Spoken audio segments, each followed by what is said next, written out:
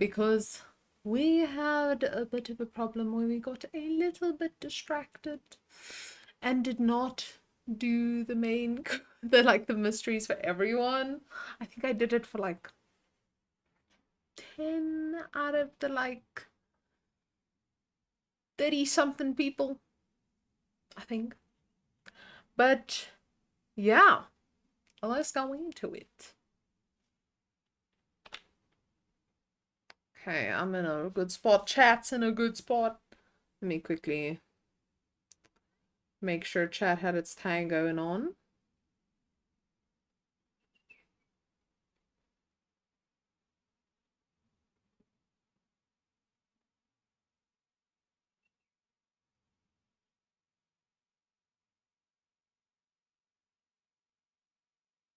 Just to make sure all the titles and stuff are in the good places, you know?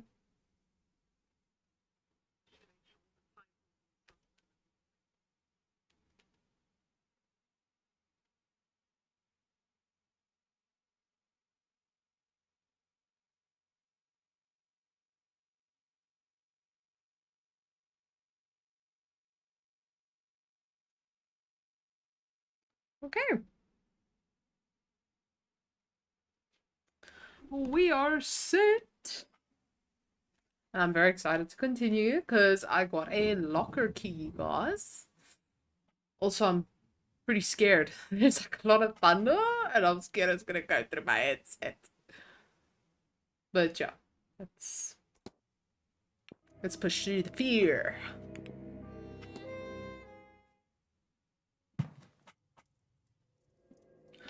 Okay, I cannot remember for the life of me what was happening here. I think I couldn't have checked any of these while he was here.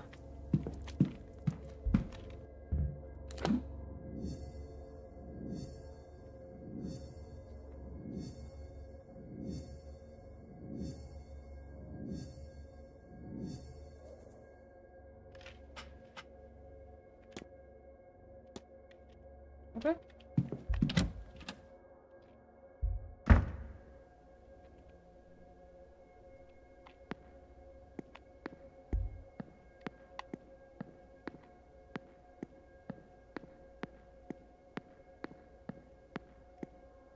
So I've checked room 7. I think I need to check room 15.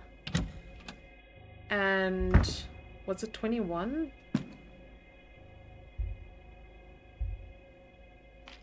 I still need to check those rooms.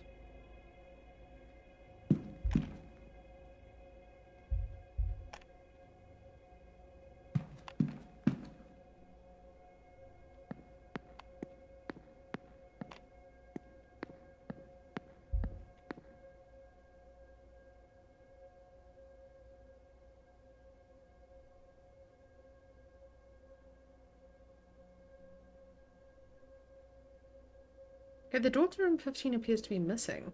Markings on the wall look similar to those in my dream, but without a pattern. But this pattern, I've seen it completed somewhere. Okay, following leads will help you progress to solve mysteries. Reviewing the mystery map can help you remember what you have or haven't already investigated. Okay, further clues can be revealed by discussing evidence with other characters. This info panel on the right can show you who you can discuss a specific piece of evidence with. The characters' portraits will appear underneath topics and can be discussed with them. Characters you haven't spoken to yet will show as an icon, a question mark icon.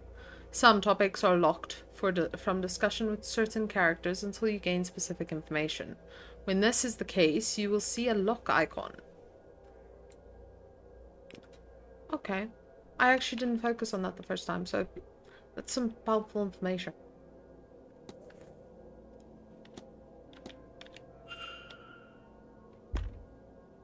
Oh.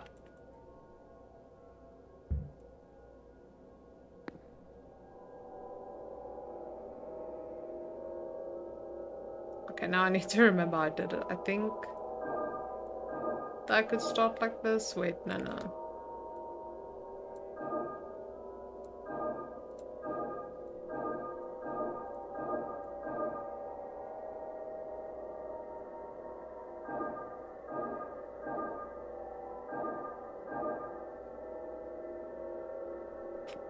Okay.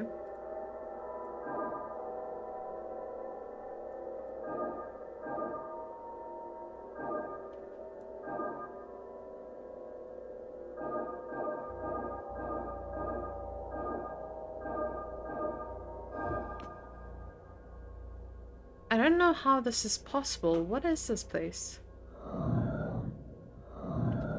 Whatever black magic caused this, somebody went through a lot of trouble to make Miss Dean's room disappear.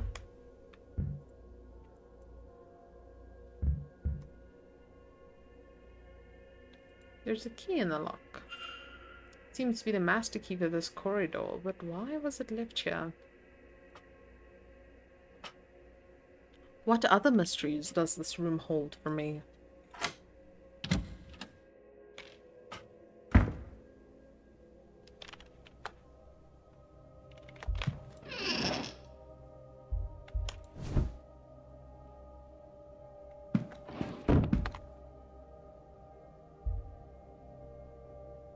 It's been cleaned since it's last used.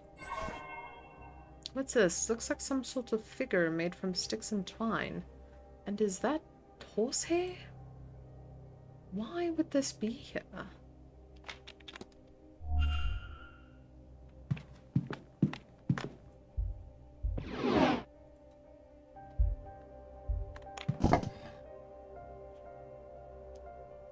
There's some loose floorboards here. Is there something under it?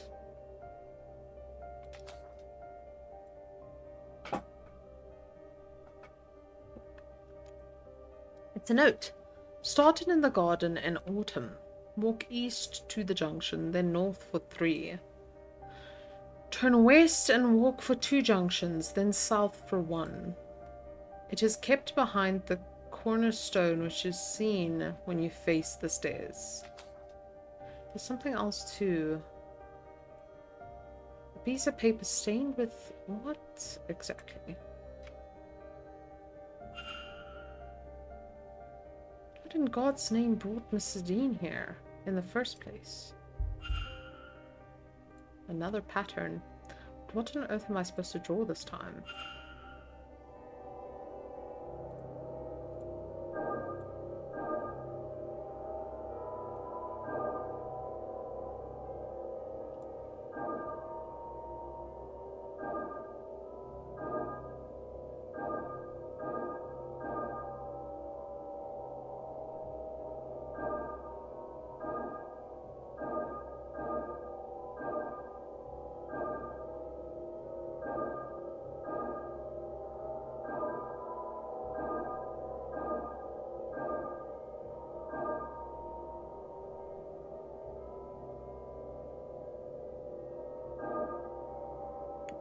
Okay.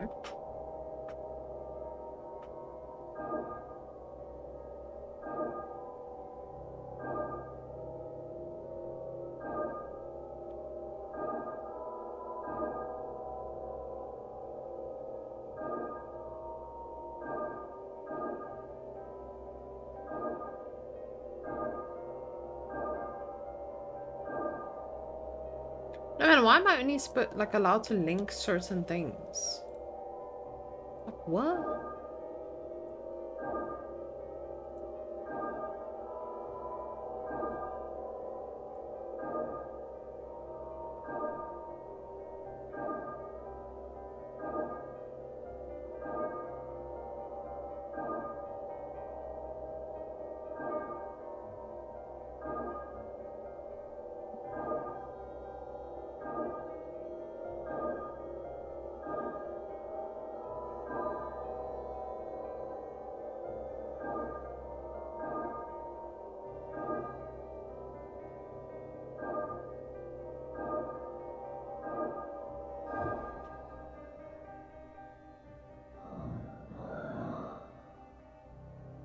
Yes.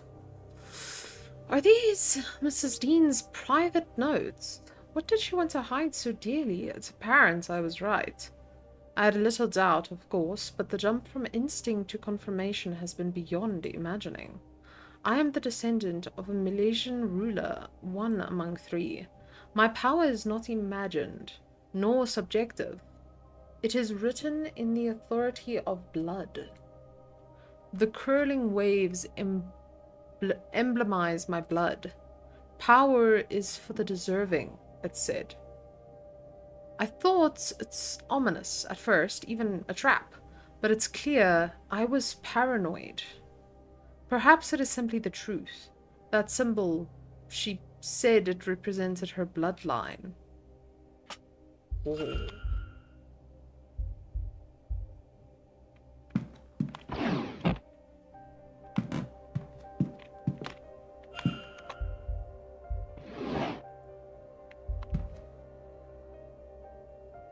The sheets are loose, and as if the person making the bed was distracted or unskilled.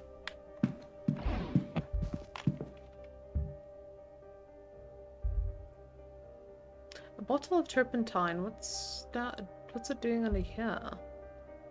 There's something painted under there, but I can't make it out. Scuff marks by the bed's legs. It looks like it has been moved recently. Was that okay?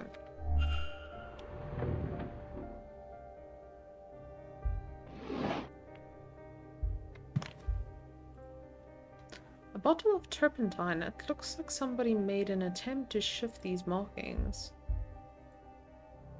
What's this? Some kind of marking painted onto the floor. I've seen this before. This symbol was my dream on the stone at the end.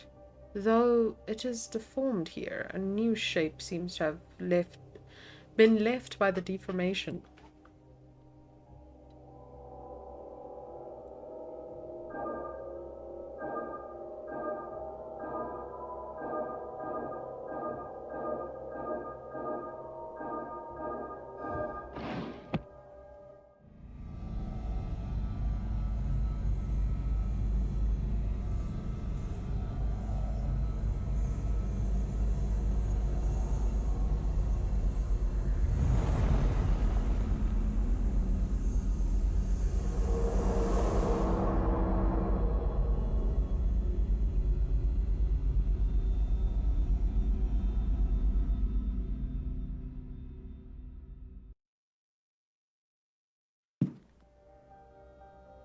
That sigil. It unlocks some kind of memory. Somebody painted this sigil under the bed on the night Miss Dean went missing. The same one from my dream. When they came back to remove it, they couldn't, and they magically sealed the room to cover their tracks. I have a hazy understanding of the sigil's intent somehow. It draws attention to the person above it. Though attention of what, I do not know. It brings them back to the dream, maybe. I'm unclear. It's as if I have memory that is not quite my own.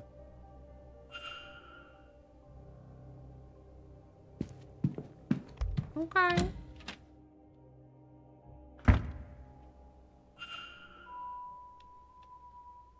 Oh, well. Hello there. I don't believe... Hold on. Isn't that... Yes, that's Evelyn. Miss Dean's room. It is, isn't it? I'd forgotten, but I'm sure of it now. What were you doing in there?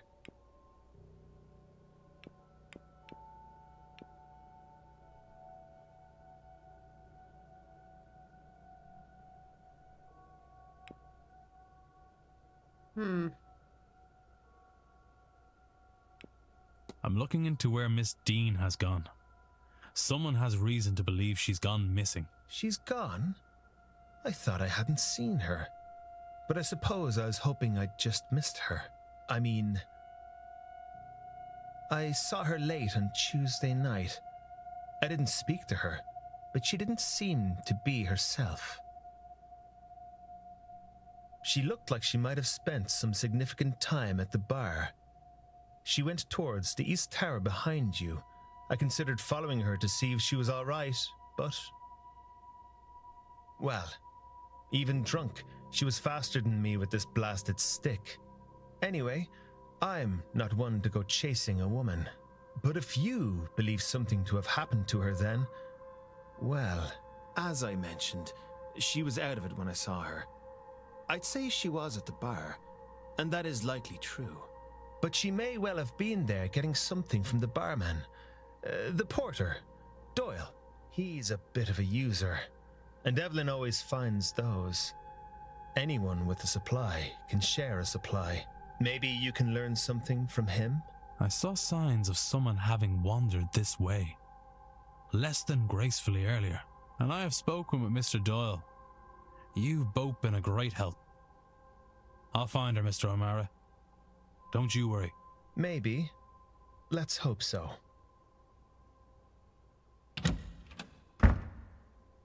Who? Steen was wandering the grounds in a daze just prior to her disappearance. But what does this all mean? I'm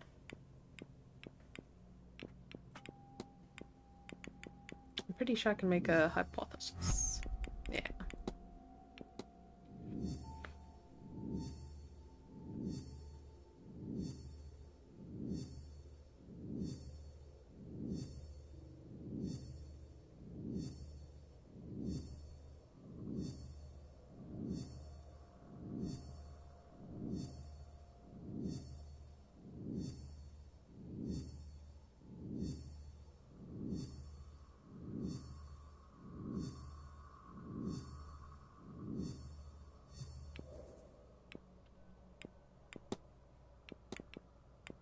Mrs. Dean was seen wandering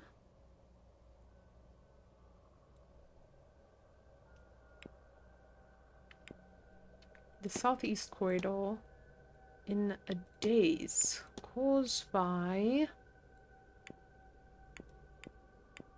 the sigil under her bed. It seems Miss Dean was wandering the halls in a magical stupor, brought on by the markings painted under her bed. What does this tell me about the culprit? They used magic. It seems as if the culprit knows how to use magic to achieve their ends, whatever those may be. I have picked up another fact about the culprit. I wonder if there's anyone I could eliminate as a result, and if not, what investigating can I do to allow me to learn some useful facts about the suspects? Steen's bedroom. I learned magic was used to lure her from her room, and now I have a trail to follow. Now that you have gathered some key facts, it is time to start cross-examining to figure out who is the culprit.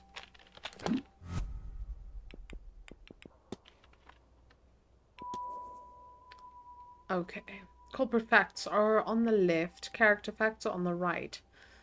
Use these to eliminate any characters who don't match what you know about the culprit. You can eliminate characters throughout the investigation. Eliminations are not permanent. Okay, I know she can use magic. I don't know a lot about him. He can also use magic. His name is marked off Miss Erickson's list. Oh, but I know the culprit can write, and he can't. She is off because she doesn't have magic.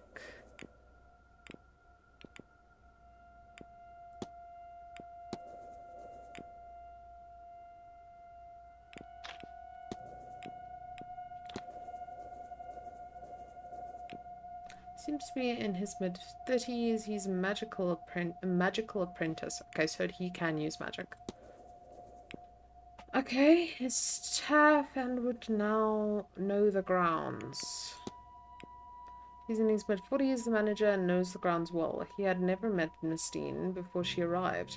Found various writings from him. He's good vantage point on the grounds from his room and likely knows the area well.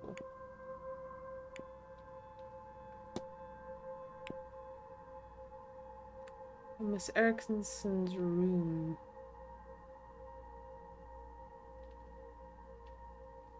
Okay, and then the culprit is they use magic in their kidnapping. They wear medium-sized shoes. Do I know what size shoe he wears? I do not. Although, I can check here if I have searched the other people's rooms already.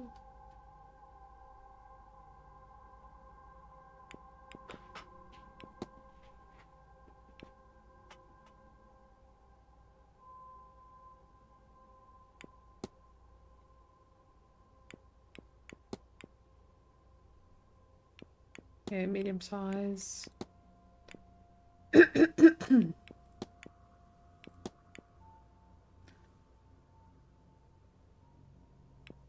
Okay.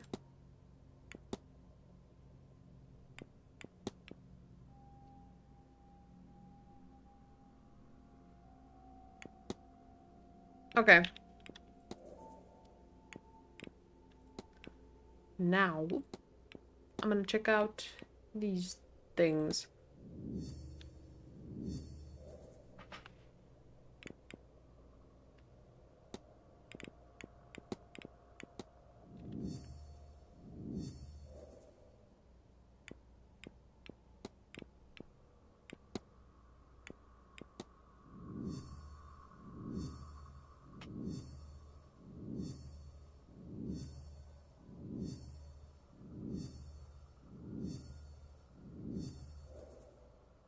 Retrieve the object from the vent, follow the treasure map, find Mrs. Dean hidden. This is the treasure map, right? Okay, start in the garden in autumn. Walk east to the junction, then north for 3. Turn west and walk for 2 junctions, then south for 1. It is kept behind the cornerstone, which is seen when you face the stairs. Genuinely, I don't know what a junction is. Let me search what a junction is. Give me a secunda.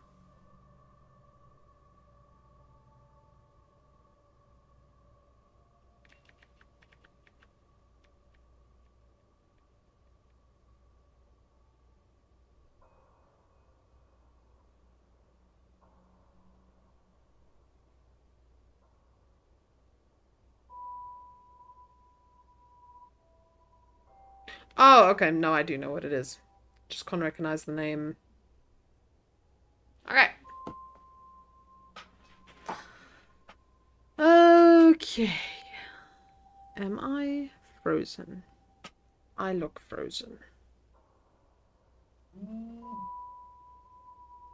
I also put my phone on silent.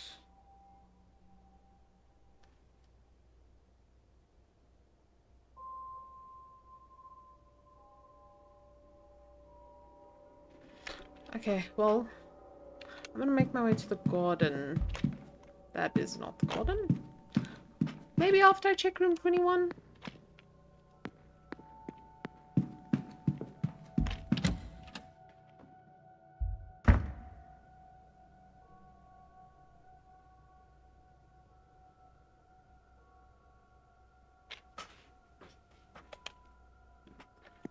Yeah, that's 78. This should be 20 something then? Nay, am I wrong? Am I right? I'm going backwards.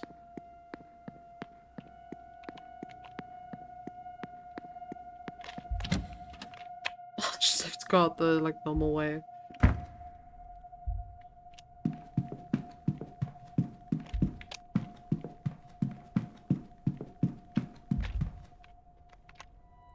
$21.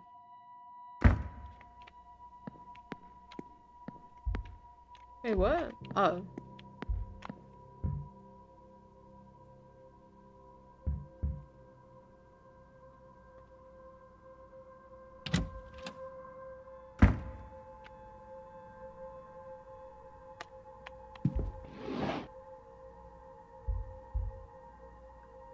A copy of Mary Shelley's Frankenstein, or the modern Prometheus.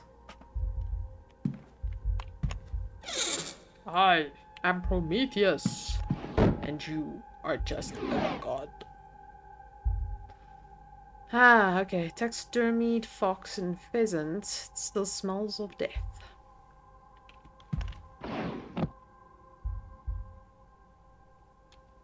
Ashes stuck together.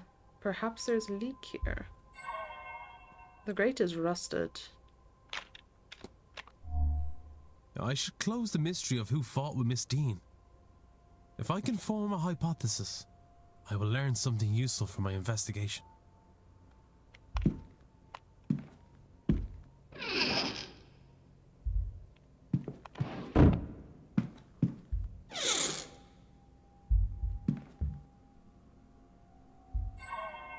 An old old box of matches has been lost under here.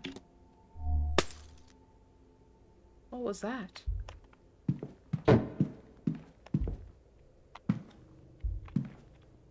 There is also a loose floorboard. There's nothing under it. That's unfortunate. Not sure this is Mistine's room. Room 15 is the only one I've yet to try. I did try room 15. Did I not find everything?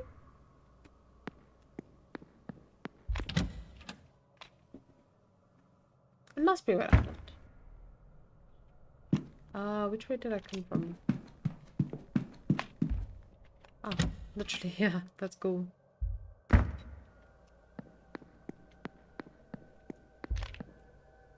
Oh man. So is there a loose floorboard somewhere in here? There is actually a loose floorboard somewhere in here. Oh, but I already searched it.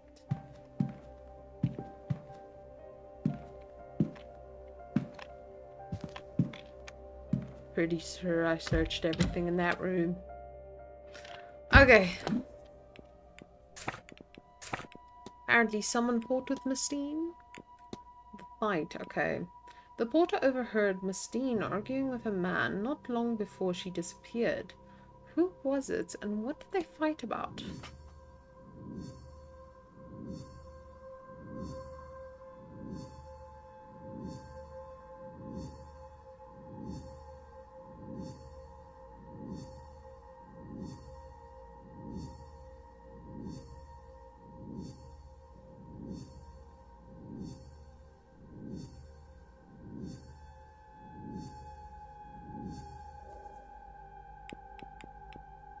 Oh, I still need to get all the alibis.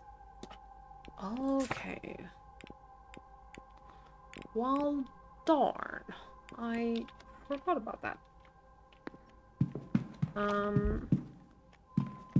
Also, there's a place I could go in. Was it? I don't know where exactly it was. But it said something about, what you call it? Staff only.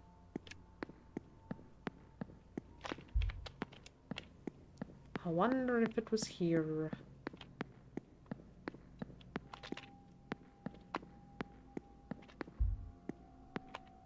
No, it was not here.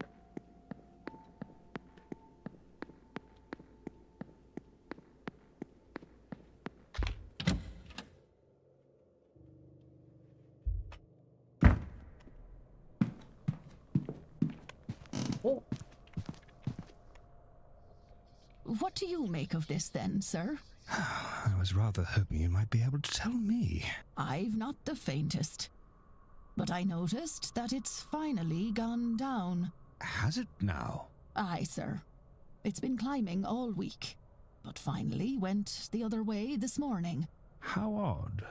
I wonder what caused that.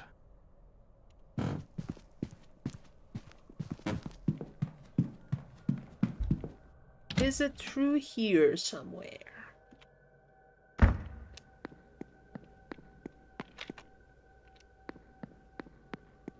Oh, wait, yes, it must be. Around this way? The supply closet, yep. So I have a key for room 11 right now. Ah, locker 11.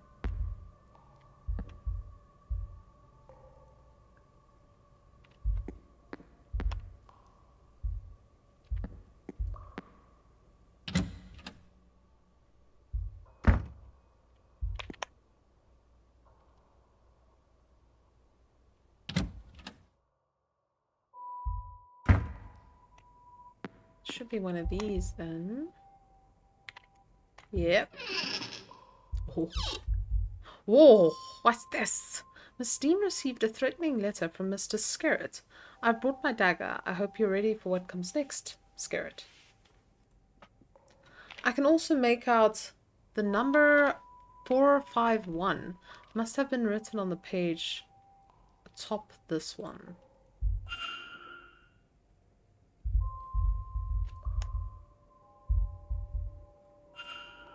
Letter from Dr. Callahan. It seems to be a part of a longer conversation.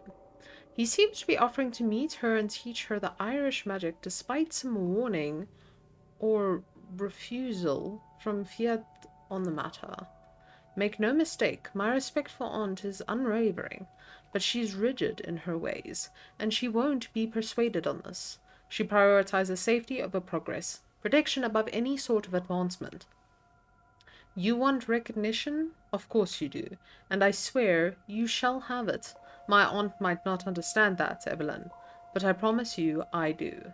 I might not be who you asked for, but I know the tradition in and out, and I think we could help each other to consider it, won't you? Missing pages from Mrs. Dean's journal. It seems like Mrs. Dean sacrificed her friendship with Miss Quinn to gain access to some text. Understandably, Miss Quinn was not thrilled with this. I wonder how important this is to Miss Dean, that she left it behind. It looks too big for a lady's finger. It must be fitted to a man. Then why was it in Miss Dean's possession? You know what? You know what? Okay, I think some crazy things here. I think that ring might be Mrs. Darcy's husband's one. Because she, in the previous one, she was cheating on...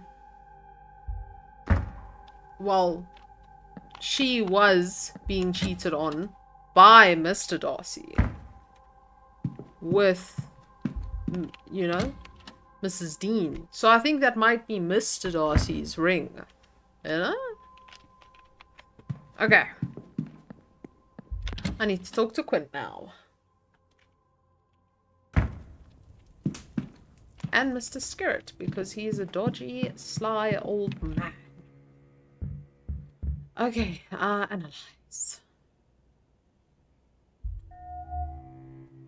Multiple scars, as if she suffered several different accidents and injuries. A striking brooch worn around the collar. A varnish is worn around the grip. She uses it often, and probably for long periods of time. That's it. Cool. Now let me build up a mystery on her.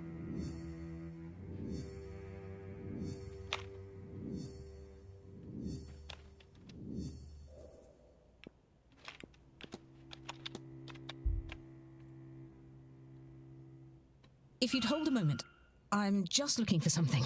Are you alright, miss? Fine. Just looking for a book. I know I had it just a few days ago, but now it's nowhere to be found. Without it, damn it! I'm at a dead end. Would you tell me if you see it? It's a book on local land records from late last century.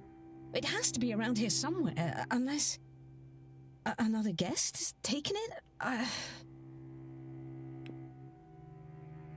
Give the records book. Actually, I believe I might have the records you're looking for. Wait, you... Ha! Look at that, you do indeed. Where was it? Miss Barbosa had it. How did she get it? Of course. I loaned it to her during tea and then forgot. Too many late nights researching. Speaking of which, on page 78 and... Oh, that's what I was looking for. Thank you, sir. You've helped me a lot. I don't know why you would, but you have. I haven't seen you before the incident with the bird, unless I'm wrong. Rest assured, miss, we haven't met. My name's Declan Ward. I've only arrived recently. Even then, I could still have missed you if you hadn't come by the library, I mean. Anyhow, I'm pleased to meet you, Mr. Ward. My name is Quarantine Quinn. You can call me Quarantine, and I might now owe you a favor. But for now, thank you sincerely. And do please excuse me, I have work to do. Oh. She seems to have left something behind. Part of a note remains on the back. Ritual requires a body of water. I can use the bathtub and the ladies on the fur. What is Miss Quinn planning? Okay.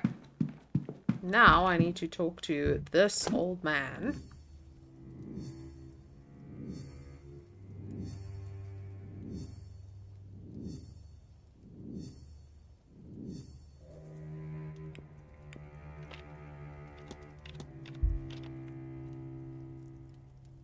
Terrible weather out, eh? Really ruined my morning walk. Still, we're safe enough from it in here. Where are my manners? I'm Michael Skerritt, over from London. And you mark my words, young man. That's a name everyone will remember by the end of this event. Declan Ward, the pleasure is mine.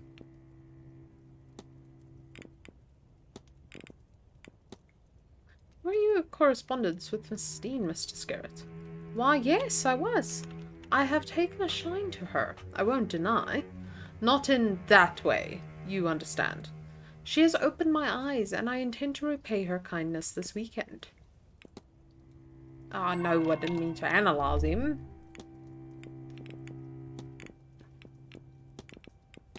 Do you have any plans for this weekend? Skip. Okay. Okay, strange dreams. I found I had a strangest dream since coming here. Have you noticed anything of sort? Strangest things is that I can walk properly in them. Haha. But yes, I do dream that I am walking these passages, seeking, well, what I am seeking doesn't matter to you. But there are doors, magical doors. I cannot figure out how to pass them, so I am trapped until I awake. Which feels as if it takes time. I do not have... I'm sure now that there is a shared dream being experienced here. But what is she trying to convey, and how can I find out? If only there were a way I could revisit and explore the dream itself.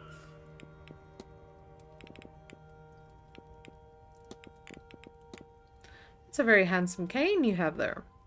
Why, thank you. I am rather fond of it. I'm not so frail as to need it, but I've always been partial to the effect of a nice cane provides for a good suit. May I ask what the crest on your necktie represents? Aha, I would love to, Mr. Ward, but that would rather defeat its purpose. I'm afraid I must leave you in the dark. Were you at the bridge game on Tuesday night? Oh, I don't think so. On Tuesday, no. I was relaxing fireside in the library. Do you happen to know where the cigar burns on the library chair came from? And why would I know that? Has somebody said something? No. Then away with you, sir. Why is he so sassy about the thing? Do you happen to be a smoker, Mr. Skerritt? Well, a man must be allowed a vice here and there, don't you think? Okay. I could swear there's already a ghost around this place even before the grand seance. Do you think so? Perhaps there are. It would explain the voices I heard outside my room last night. I went to ask them to quiet down, but when I opened my door there was nobody there, and suddenly total silence. Happened 2 or 3 more times throughout the night. Okay. Cool. Good day. Good day.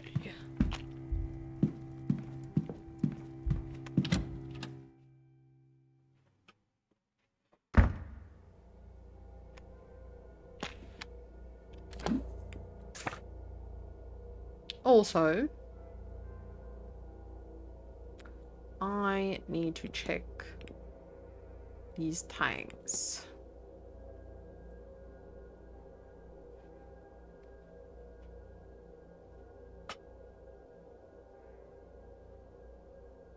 Wait, so I have a key for every single one of these places?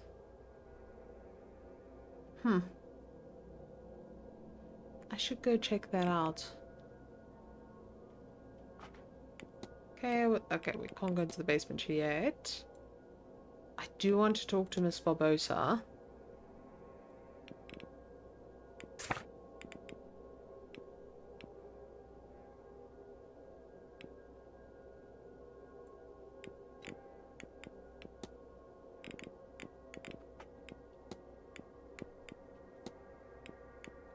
Okay.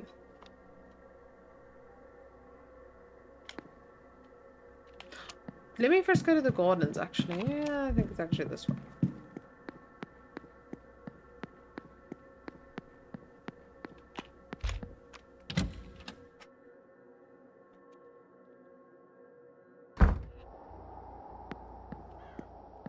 Okay. She seems like autumn, maybe? Such a woman should have wheat embodying summer. Okay, that's summer.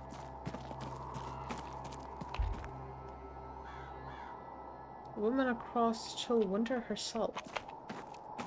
Okay.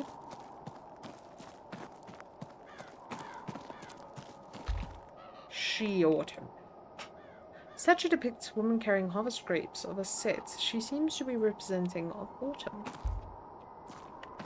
Okay, so puzzle starts here. Let me go back into this puzzle-fying treasure map. Okay, start in the garden in autumn. Walk east to the junction. East to the... How do I know which one's north and east? Wait.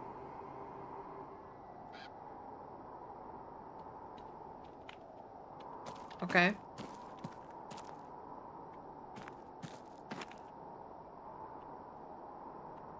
Would this be the junction?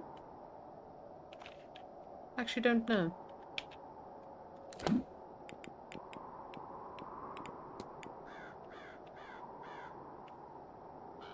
Then north for 3. Okay, north for 3, okay. Turn west and walk for 2 junctions, okay. So north for 3, west 2, south 1. North 3, west 2, south 1. North 3.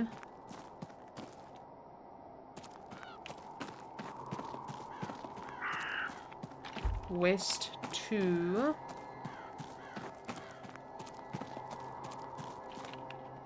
Oh my god, I actually remember where this is. Wait. Like over here somewhere? Yeah.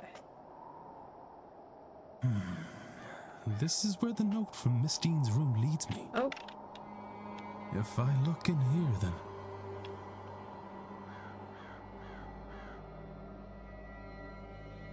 Ah! Found it. A strange book. It feels as though it's staring right through me.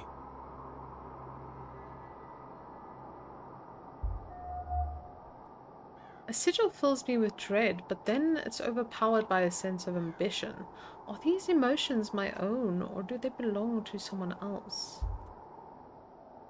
Despite the modern-looking cover, the pages are old and rough. While they are dry, they smell like of peat and moss.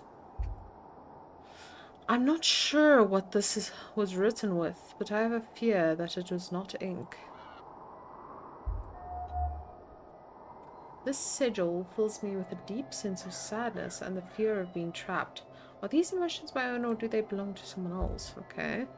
I can make out some Irish letters, but others are unfamiliar to me. Somebody has translated the sigils. Miss Dean, perhaps? The first one means to open, and the second means to close. Also written here is Scaul, release, but I see nothing of that name on these pages. What on earth did she have this? Those symbols certainly seem like the ones I've been using, but what is their purpose?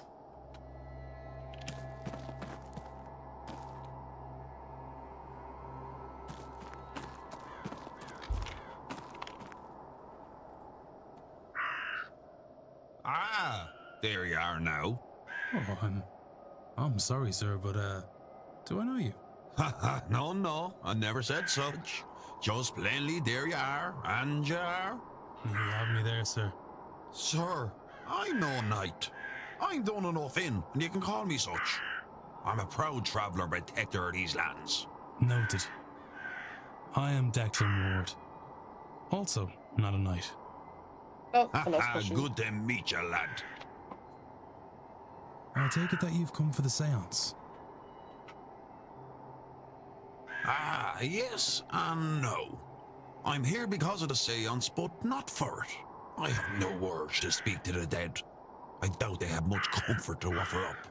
What interests me is those people who want to speak to the dead. How they intend to do it, and more, what they will be doing afterwards to clean up their mess. These rich people, they think because they force themselves on these lands they can do what they want to them? It won't stand. The land won't let it, and neither will I.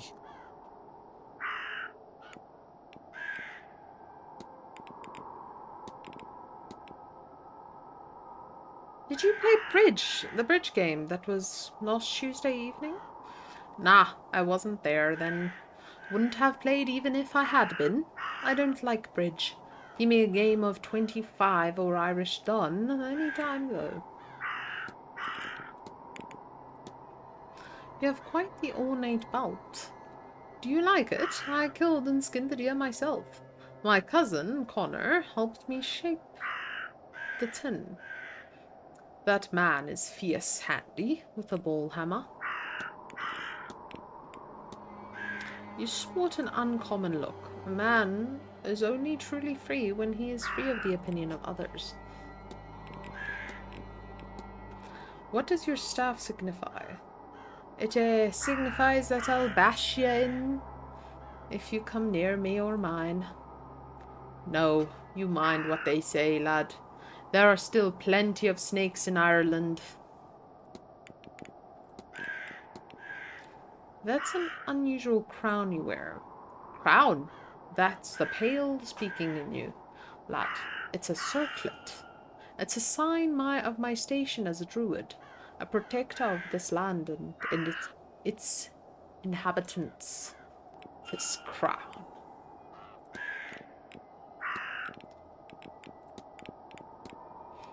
I think I've seen something. Something stalked the manor grounds. A large ghostly figure. Oh, lad. If you've seen the Tour de Nun, then you're a lucky man. The old gods get an education in your heritage, lad. They walked this land a long time ago, before disappearing into the other world. But fragrance still exists, like the way you say it, large ghostly forms.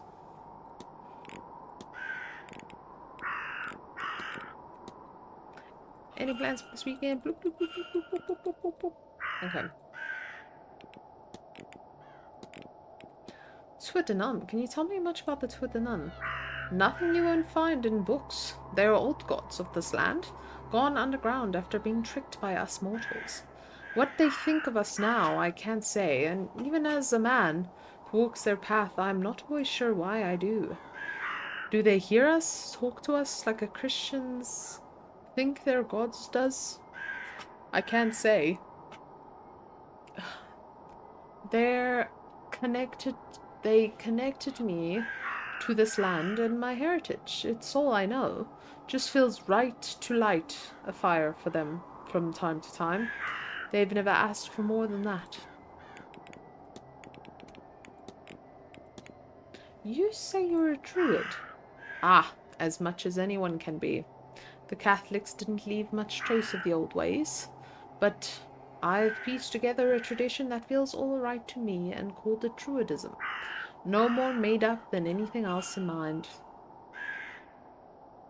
For the most part, I just treat all natural things as an equal in value. People, plants, animals, and places. Real places. The wild and such, not man-made intrusions like this manor bloody eyesore. What is this code you live by? It's nothing fancy. I try to treat all people, creatures, plants, and places as equal. I leave no trace, I burn safely, and I leave my share for the other folks.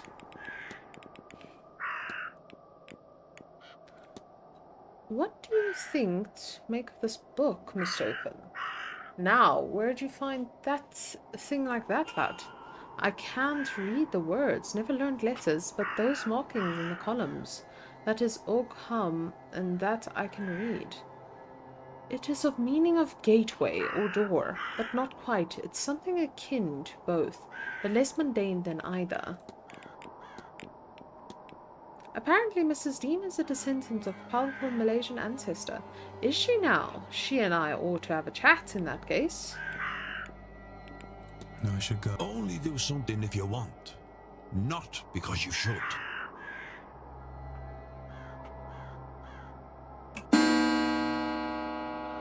Is there something I have to do right now? Lunch in the dining room. Fair. Yes, I actually want to check. What am I checking? I don't know.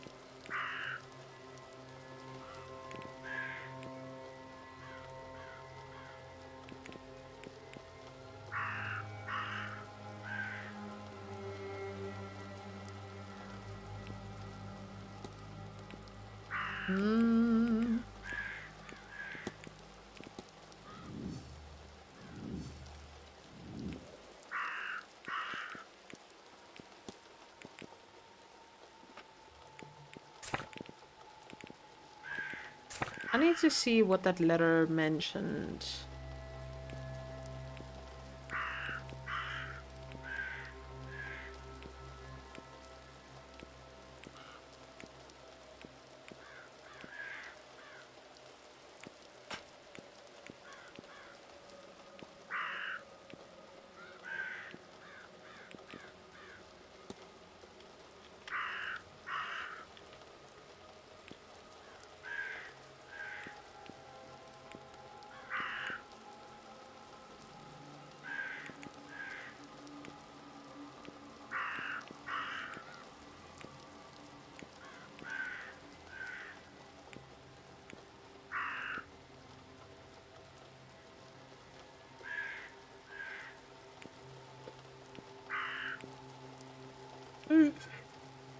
I can't remember the thing I'm looking for.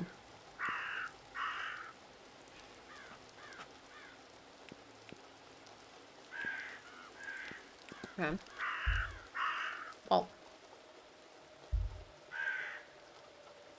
And you're back.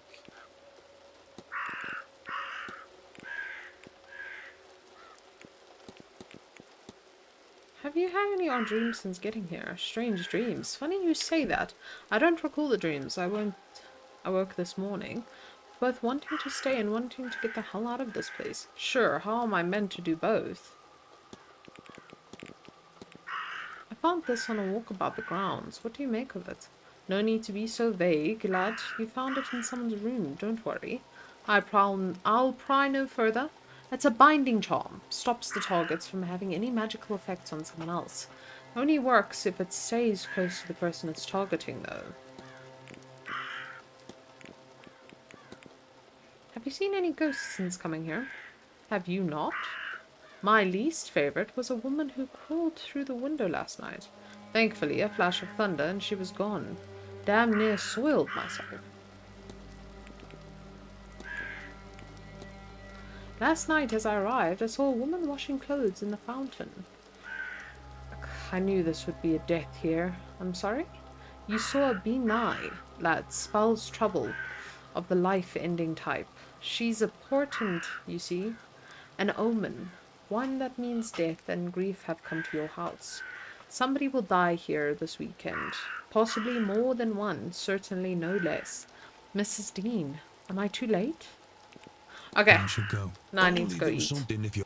Let me go eat some lunch.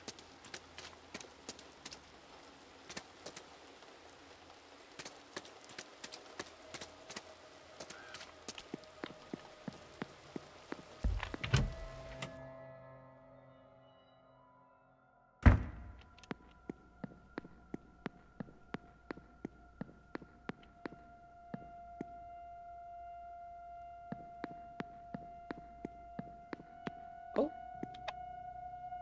Focus, child. No, I am. You've just lost me. A master key. Surely the staff has one for the bedrooms. No, we have 5 different ones. Hunter's is in the stable. Sorry, that was strange. It was as if. What were we talking about? Where is your clarity, child? Was it the drink, or this blasted place that has devoured your mind? Or that Dean woman? Don't think I wasn't aware. I should have acted sooner there. She has jeopardized things too much already. I'm sorry, Father. I don't. I'm sorry, Seamus. I shouldn't have snapped. I'll find you later should you have another lucid moment. God be with you.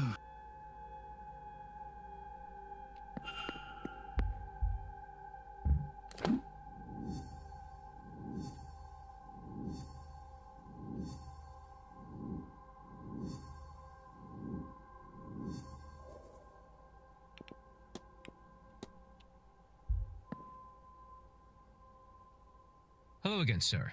You here for the meal? Yes. Certainly, sir. Let me show you to your seat.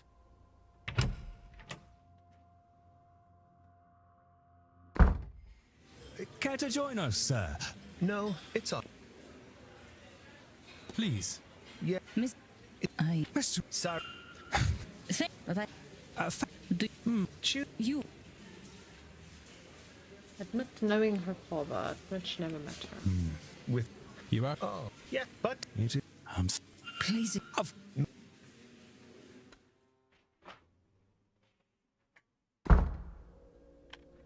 Okay.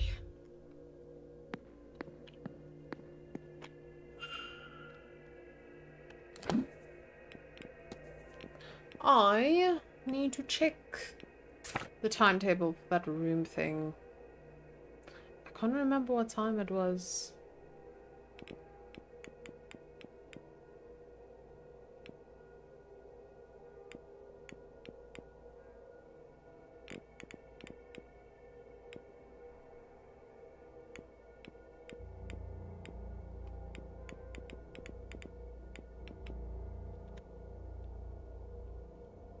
Yes, I was looking for the letter. Okay. I saw it somewhere.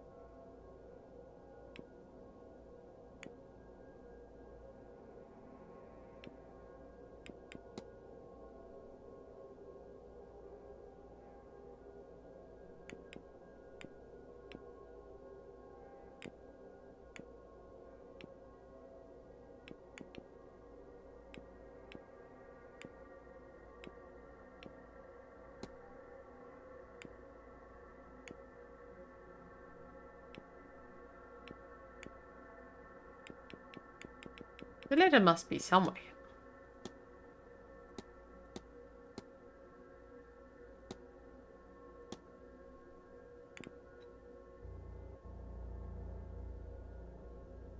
Note in pocket? Oh.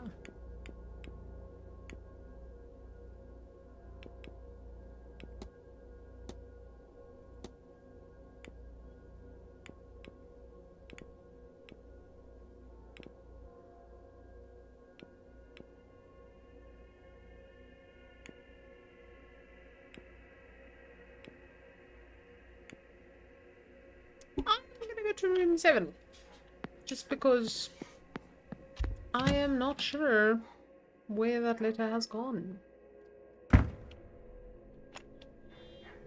Mrs. Joyce, do you have the master key for the southeast corridor? Oh no, Mr. Varley.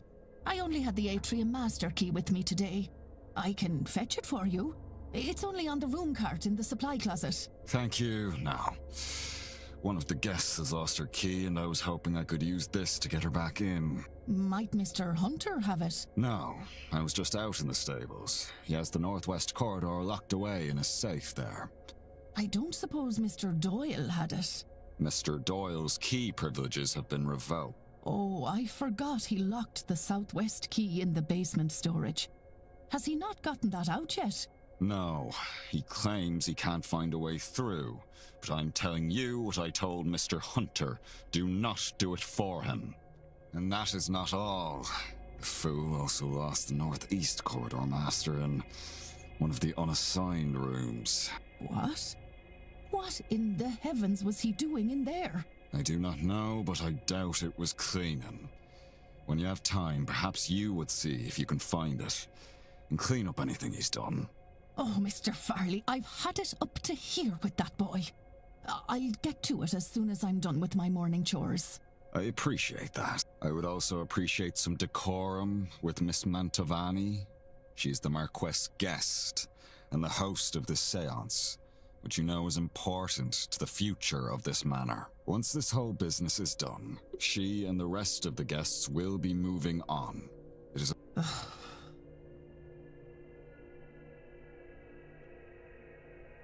Okay. A useful information to have. I made a note of it. Many doors require a key to open. Keys can be found by exploring where to explore as guided by the note you just took.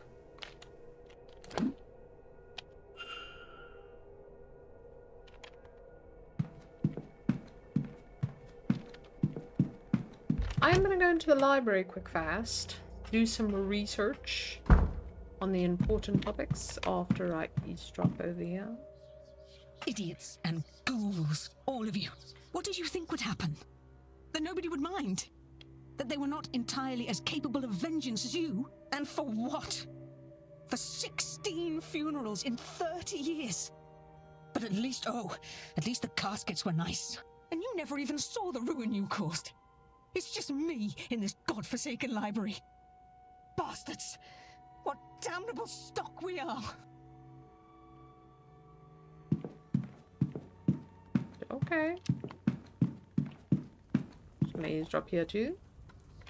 This would have been easier in London. Or if I'd wanted to be very proper about it.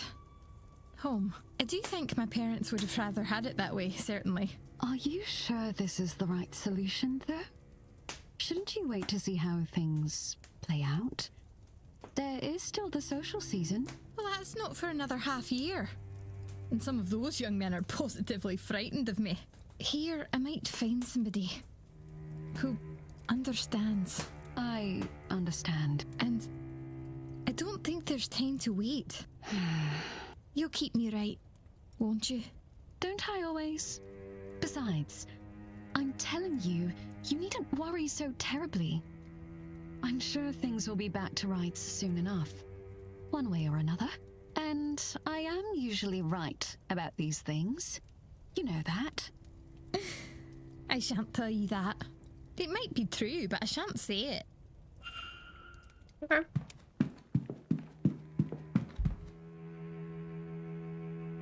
Hello, Mr. Ward. I want to see if I can discuss anything else with her. I can't. First of all, her timetable. Looking like for you, Miss Quinn. Truthfully, I think anyone would have a hard time getting me out of the library this weekend, Mr. Ward. Otherwise, I've Miss Matavani's talk at 5 and dinner at 7. As for tomorrow, I wish I could spend another day in the library again, but I cannot.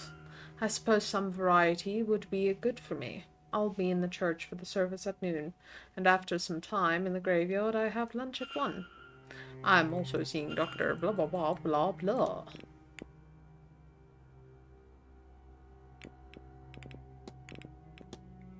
Did you leave behind this in the library, Miss Quinn? This is my handwriting, certainly, it looks like. Ah, this is one of my notes, magical theory. But I'm beyond the theories part now.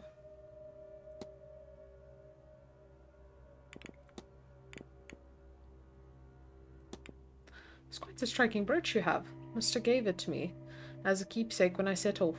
A good luck charm, she called it. I hope that she's right.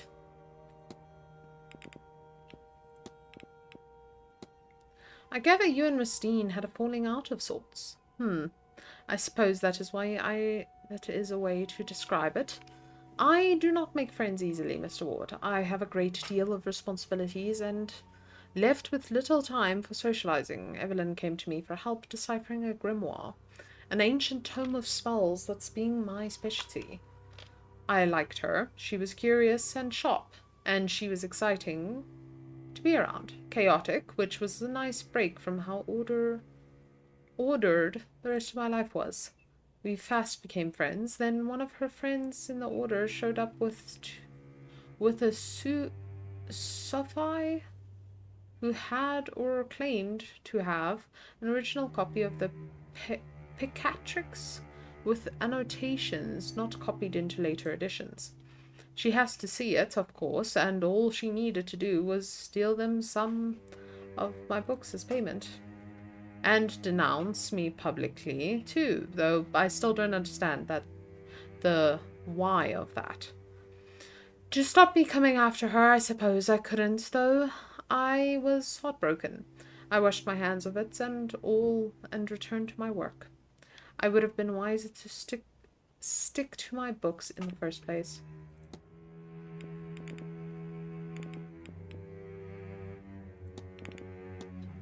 Can I ask you what you were working on, Miss Ward? Miss Quinn. Alright, yes. I'm, researching my family, I suppose. The Quinn family lived around here not that long ago. I am interested in the land they used to own, and who lived on it. I do not expect to prove so difficult.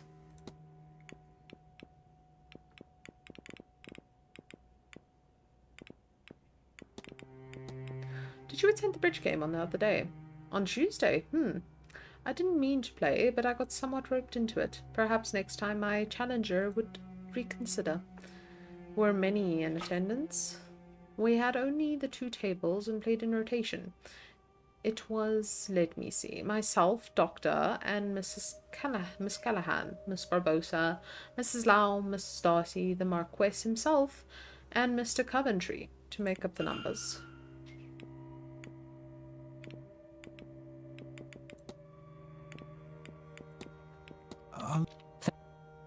Okay.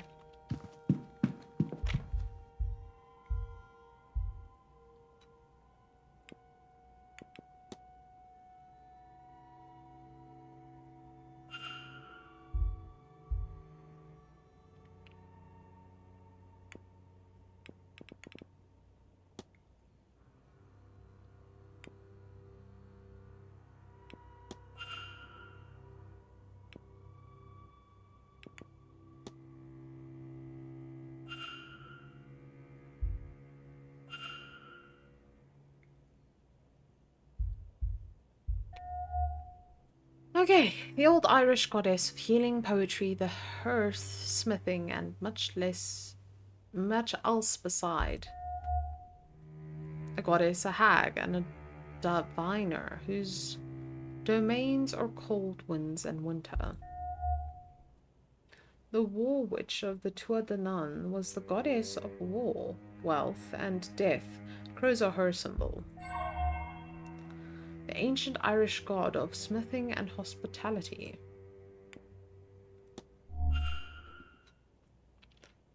Okay, I wonder what came of all these gods. Is that where I search Irish mythology now? Yeah, fate of the old gods.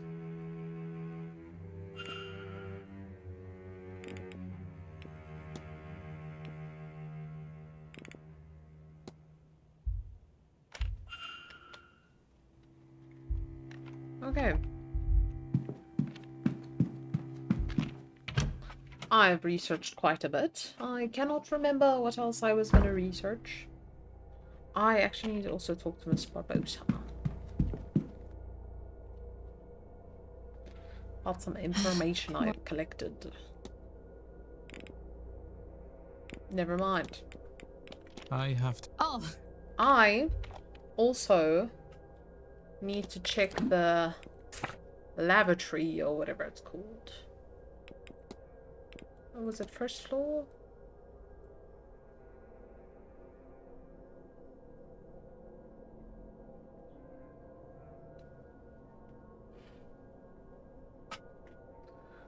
Okay, ladies' washroom.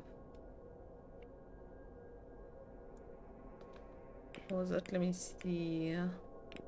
Ground floor? Is that also where I must look?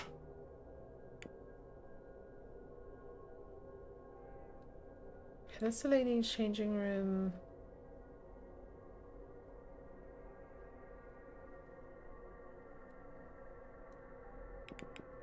Yeah, I think that's like...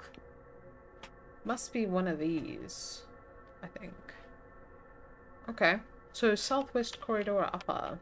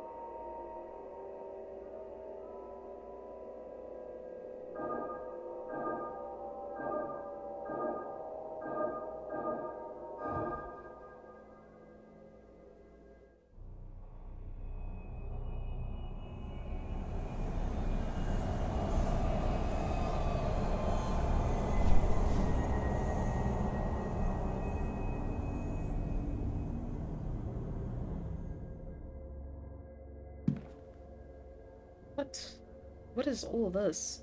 Is she trying to summon somebody, something?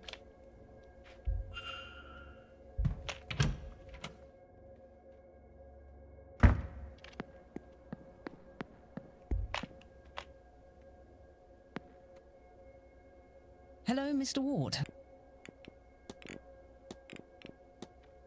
So, Miss Quinn, a summoning ritual, is it?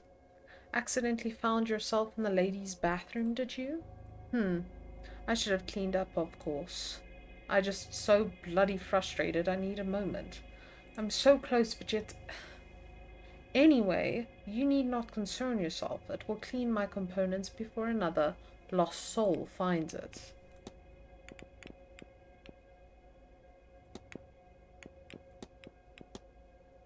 Might sound strange, but I've had some improbable encounters around the manor. Do you happen to have seen anything unnatural yourself? If you mean the ghosts, then yes.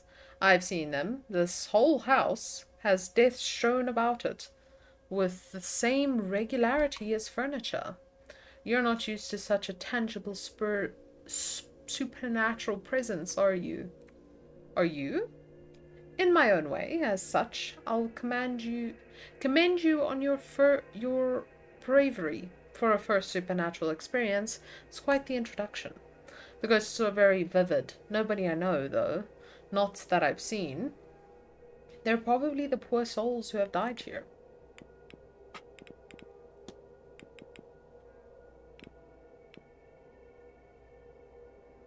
I think I need to talk to her about... I'll leave you be. Farewell. About... Cannot remember my train of thought. Oh, let me think. I think I need to talk to Miss Barbosa about the hauntings. And then possibly I'll get the information I need. Possibly. Maybe. Beginning to think this place really is haunted, you know. And why not? Everywhere people have been ends up haunted. What makes you think this place is different? Were you at the bridge game on Tuesday? Yes, Darcy taught me how to play. This is how bored I was. Did many attend? Aside from Darcy and were the Callahans? Quinn, Lau, Coventry, and this man who owns the place, Blake. I have to be off. Oh, if you see that lazy porter. Tell him I want my telegram. So, wait, let me check these names. Porter?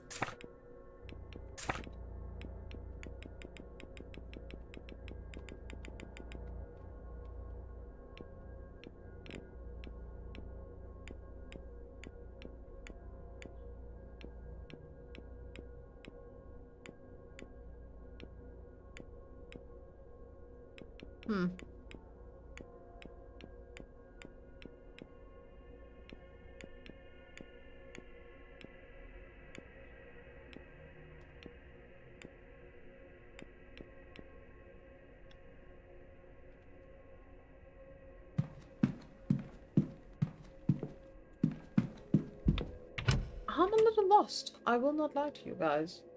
I am a bit lost.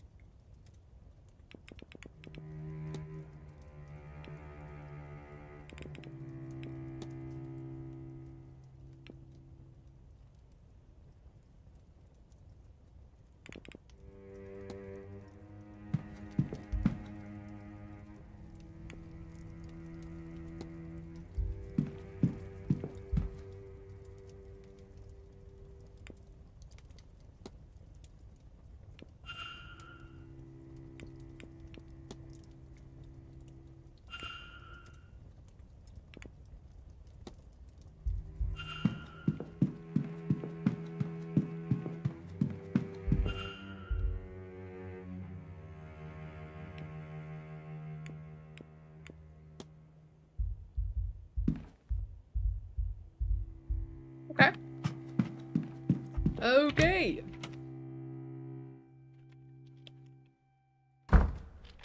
So I also need to finish searching the rooms now.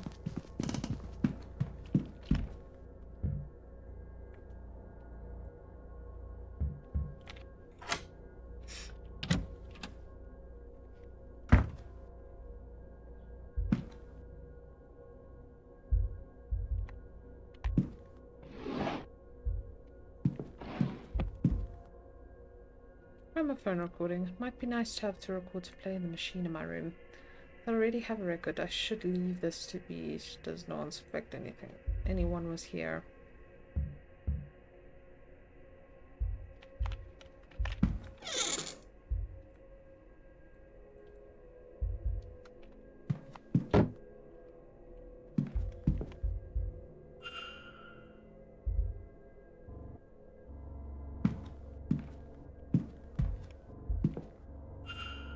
Letter from a solicitor advising Mr. Toussaint something. Nor is there any means to sue the wrongdoings suffered in their care, as no record was kept, nor witnesses found in the relation of the exorcism.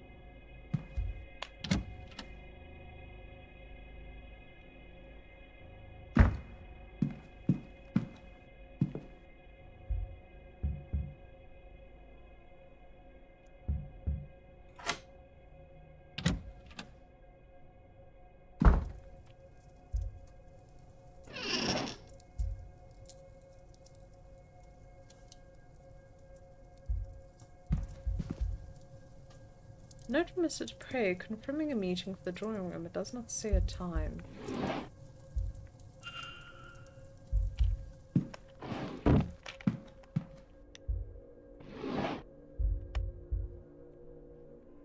Medication. Is Miss Matsubani ill? Wonder, has she been seeing a doctor for a while?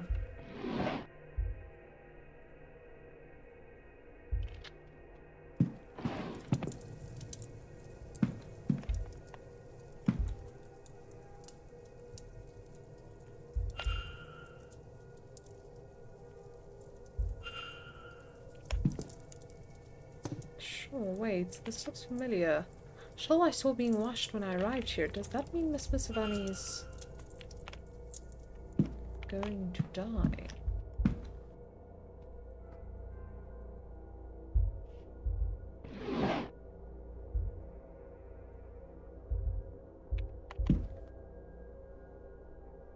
Number of bloodstained handkerchiefs. Miss Matsubani is indeed ill, but how serious is it? Clearly Miss Matsubani is unwell. I should investigate the nature of the seriousness of her illness. Who among the guests might know more? Photograph of young Miss Matsubani with her mother. Grandmother, maybe?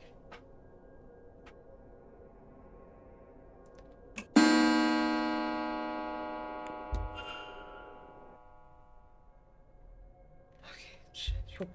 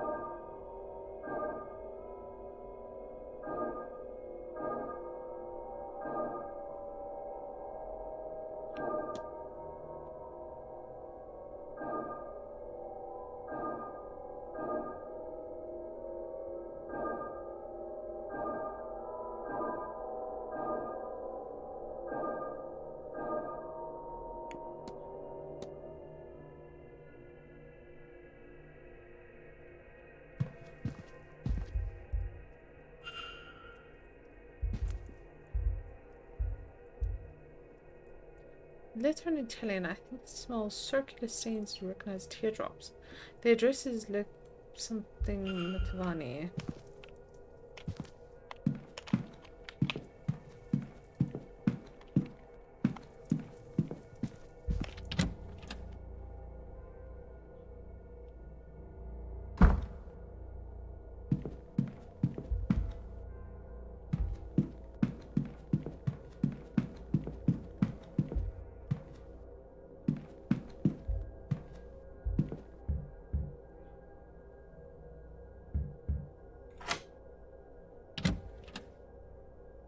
Hey.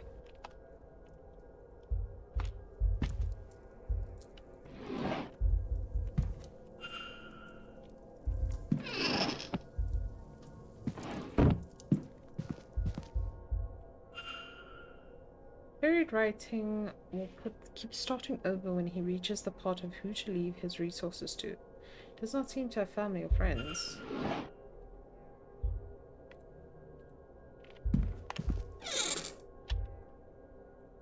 Okay, read something.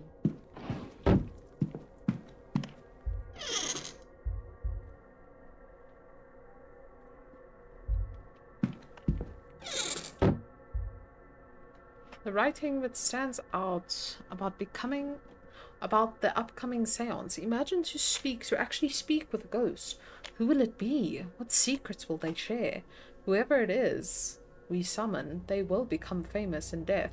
So much will be spent to uncover their life, to learn everything about them. Even if it's the lowliest house servant, they will become known to everyone from here to eternity.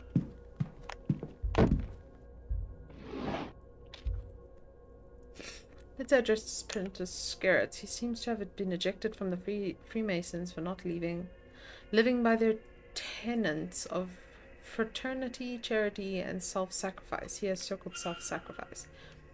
He has also scrawled a note on the page that confirms he has no magical skills of his own and was hoping to gain some through his time with the Order. A copy of King James Bible, well read.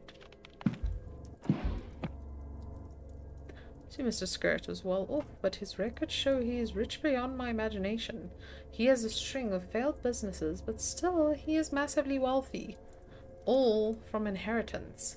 He has had all this money given to him, but he has made nothing of it. He is the last of his family. He was failed to make an empire. He has been rejected by his fraternity. He is alone. When he dies, he and his fortune will be forgotten. He has no legacy to leave.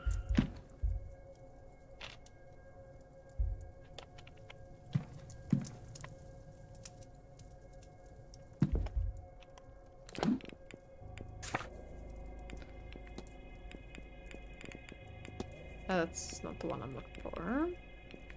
It's Garrett.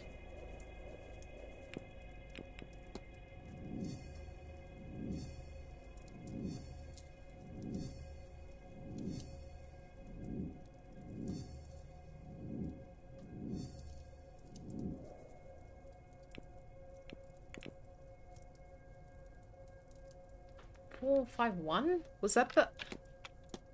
That may be the code for this.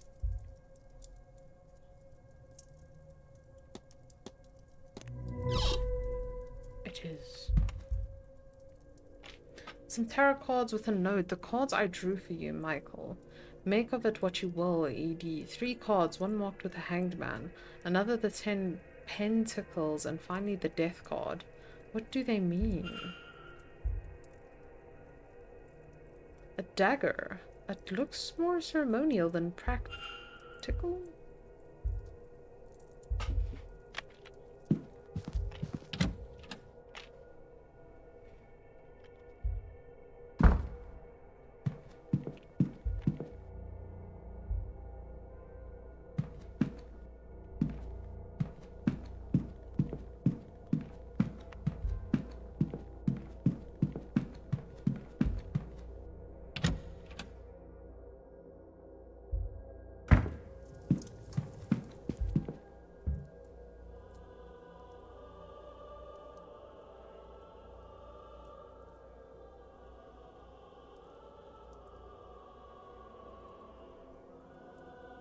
Rule out the possibility that something of use to my investigation is buried somewhere inside it.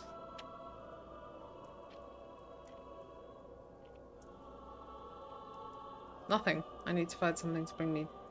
Surely some of the guests here know something about the lucid dreaming.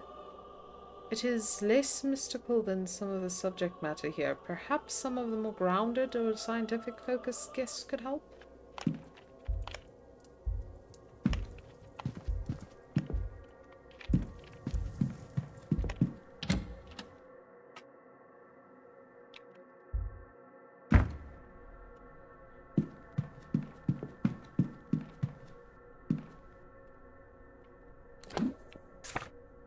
Okay, so if I go through here now, still don't have access to those rooms. Through there, though, I have access to the rooms.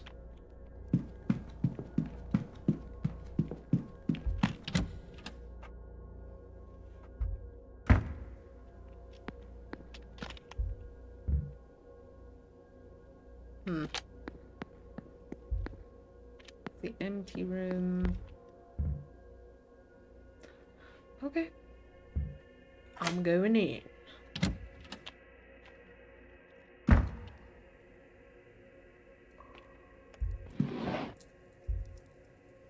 What are these dreams trying to tell me? That I'm close to my goal? The answer feels so near. Down the next corridor, behind the next sigil. I must keep searching. Maybe what I seek is at the seance. Maybe that is the dream's message.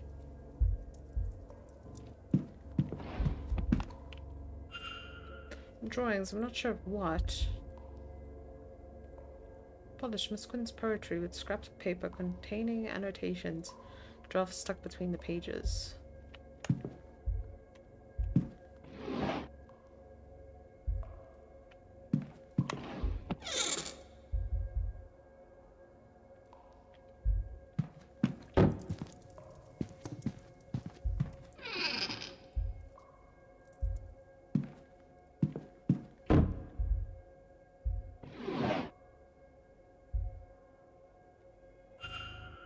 Brooch containing a lock of hair. The back says Alexandra Quinn.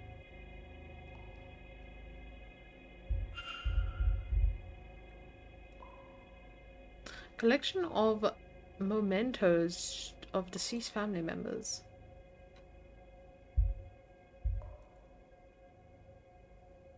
The locket with two names etched into the framing. Alma and Julia. There is a photograph on either side, each of a young girl. They look quite a lot like Miss Quinn. I suppose they would be her siblings.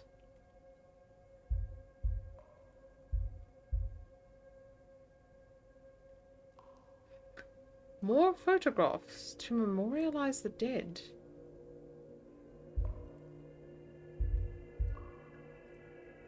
The cosmetics, but the collection is minimal. Miss Quinn isn't the type for it, apparently.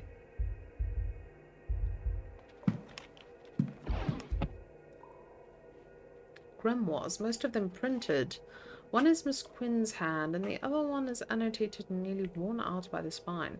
It seems they've been used quite extensively over the years, and the handwriting one seems to be a product of an enormous time and effort.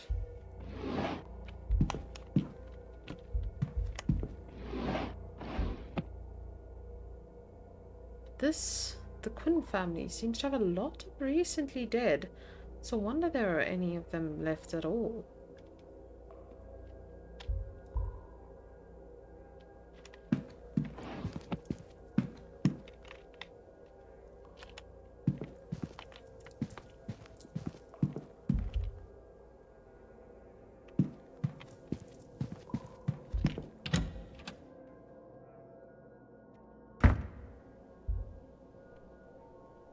This way. Nice, time to go in.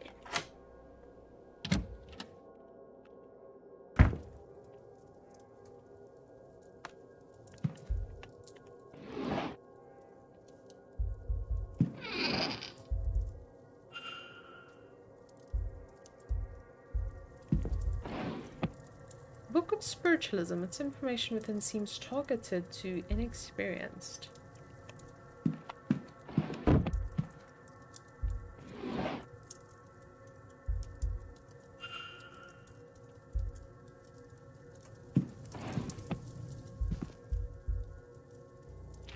Notes she is making about the event, but they seem less academic in nature and more a work of fiction. Damask Rose. Someone else would know better. A Preston and Cross.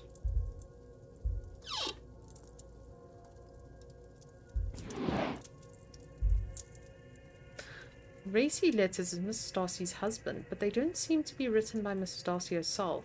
They date back as far as August last year. Does that writing look familiar?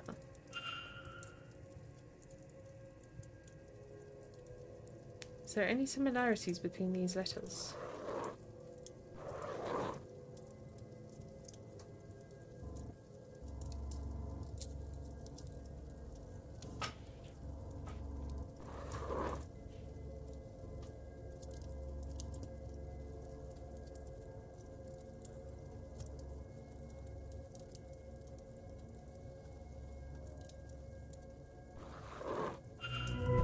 What I was aiming for, but cool. Handwriting matches. It seems Mrs. Dean is the author of these letters to Mr. Darcy. So Mrs. Darcy has a connection to Mrs. Dean, one with an inbuilt motive.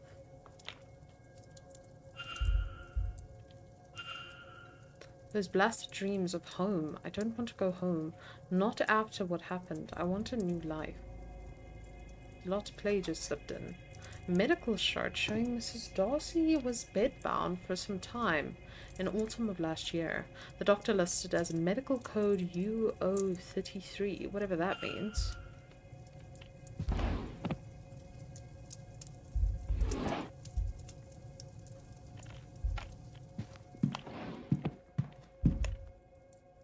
Information of the Hermetic Order of the Golden Dawn. It seems rather rudimentary reading a fully fledged member.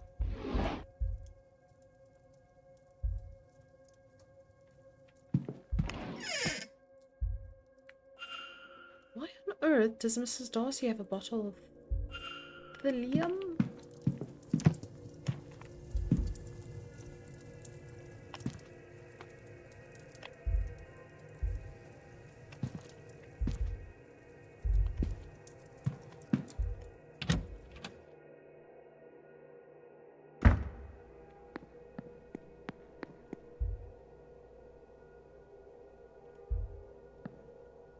Okay.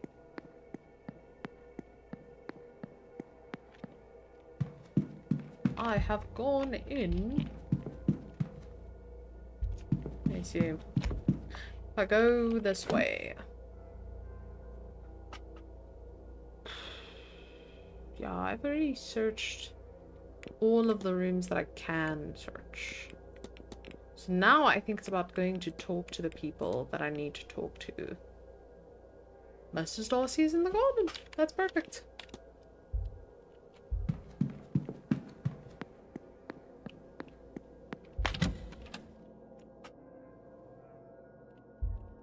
I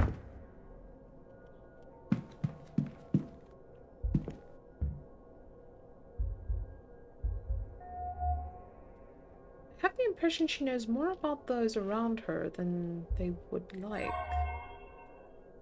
Cross of St. Brigid, one of the Irish patron saints.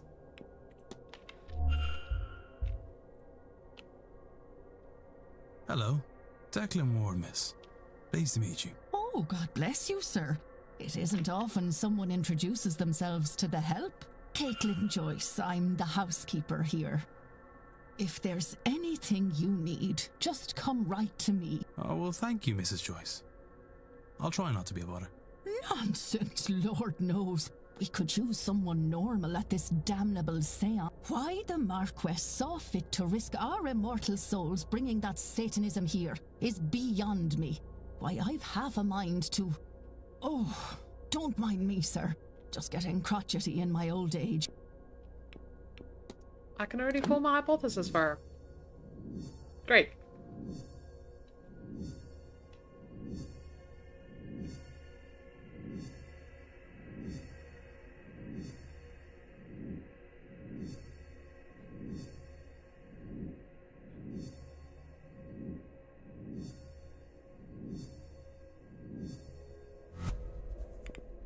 Make hypothesis. Caitlin Joyce's goal is to stone Miss Motivani to death before she is able to conduct the seance.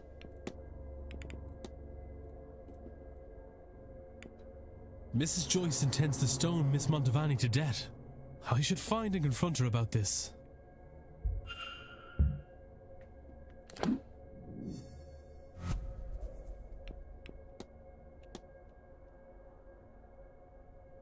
Good day. Hello, sir. On front. Your goal is to stone Miss Motivani to deletion before she is able to conduct the seance. Oh, Lord. Oh, my sweet Lord. What is wrong with me? Every moment the witch lives, I sin. Even Abraham could kill his son for God, sir. Why? Why is it so hard to kill a damn witch? Could you forgive yourself if it were easy? Is this truly what God intends? Think, Mrs. Joyce. You don't understand. She's just been so kind. And I keep seeing her face. Except there's wet red down her skull. And the squelch of bone mixed with the scent of iron. So thick you can taste it. And her hair is matted and she's crying and I just... But none of it happened. None of it has to. Doesn't it? No. We are godly. But not everyone needs to be godly to be good. And just because somebody is a mystic, that doesn't also mean that they are Oh, I want to believe that. But every time I try, it feels like I'm questioning him. So try again. God is steadfast enough for questions, Mrs. Joyce. And he's good enough to love you when you seek answers. I have faith. Oh, sir, oh, you're right, aren't you? I can't do it. I almost... Oh, could I? Oh, sweet Lord, forgive me. Maybe he sent me an angel? To show me these people aren't savages. Please, take this. It's St. Bridget's cloth, a brat vrede for your protection. I pray the Lord keep you safe. Then you're not? I mean it, sir. I'll find a way to repent. I don't know how yet, but something will come up. Good. I know this is a lot. I'll be back to check on you, Mrs. Joyce. Okay. Hypothesis done. I need to go to the garden. Yes.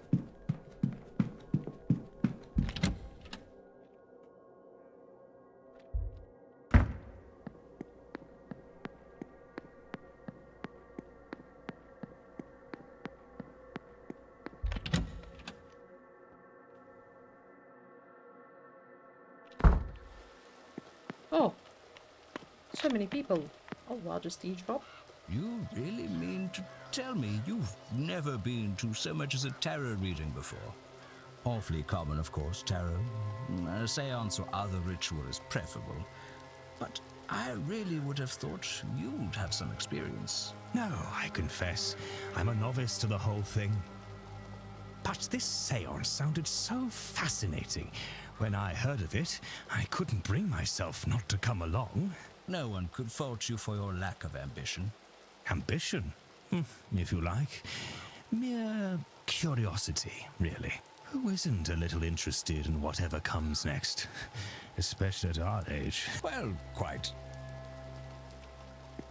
I need to figure out their schedule.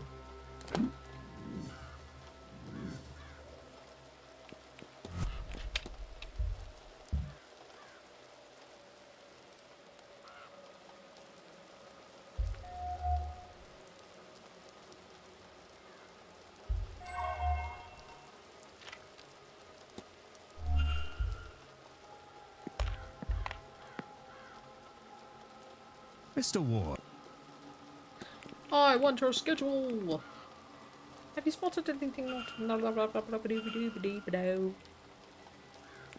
Cool. Good and Nice.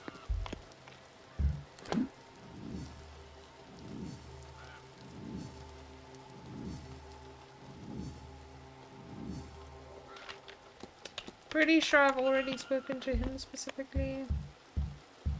Have I spoken to him about his schedule? May I be... No, I have not.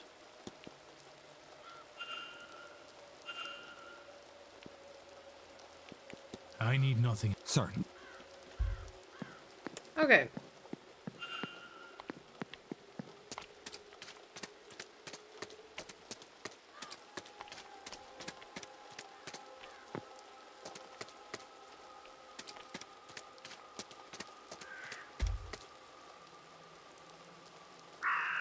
Mr. Ward.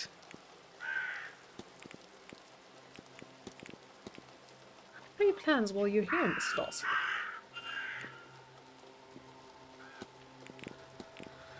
Medical certificate. Here, Miss Darcy. Do you happen to recognize this ring? Where did you get that? I found it around the hotel. Does it mean something to you? Not anymore. It was my husband's, the dog that he was. No, keep it. I won't look at that awful thing. Has your work given you any expertise in medical documentation? Oh, goodness, no. At odd time, I would need to include something like that. It's off to the library for me. Or I might pester my cousin, who has himself become a doctor. Do you have a reason to believe that your husband was writing to someone he shouldn't have been before his death? Oh, do I? My Cecil was quite a wordsmith. It was what he had me fall for him in the first place. Now, if only he'd had the decency to save those love letters for me. That was all. Good day, Miss. That is so sad, because she's probably not going to be here anymore now. Oh. I do want to have a talk about the other crowd. Okay.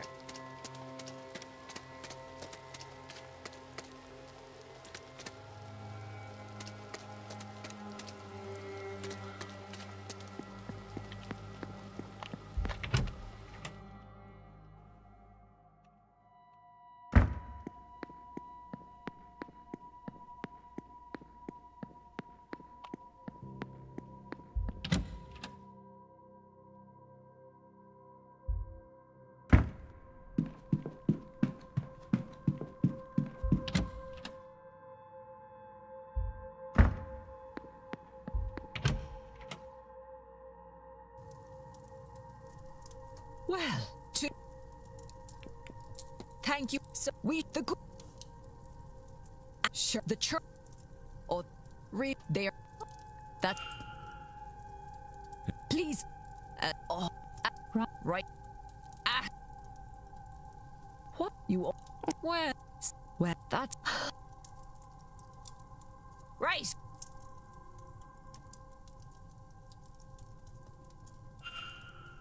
Okay.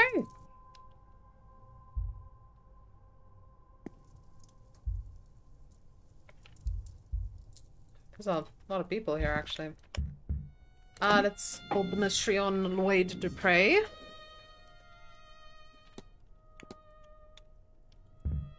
Analyze him.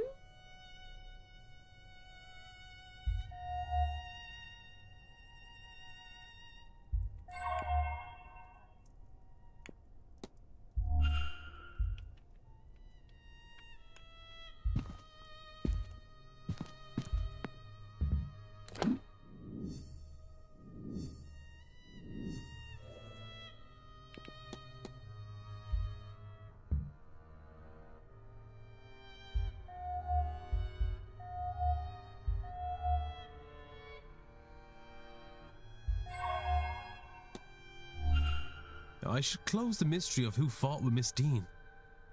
If I can form a hypothesis, I will learn something useful for my investigation.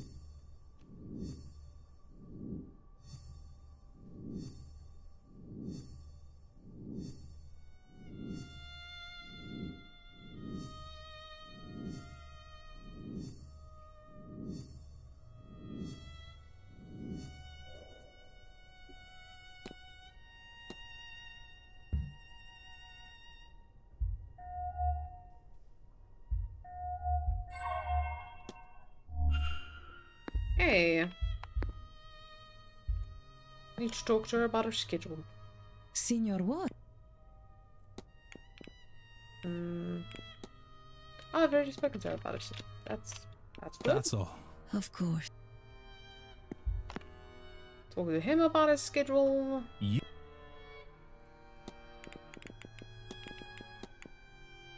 Do you have any plans for the weekend?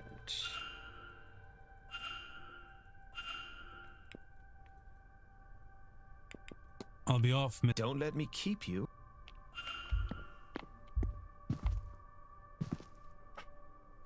Okay. Hello again, my Now get his schedule. Any plans for the weekend, Mr. Prey? Plenty, Mr. Ward. Though I have an especially busy day tomorrow, so I think I'll take today a little easier.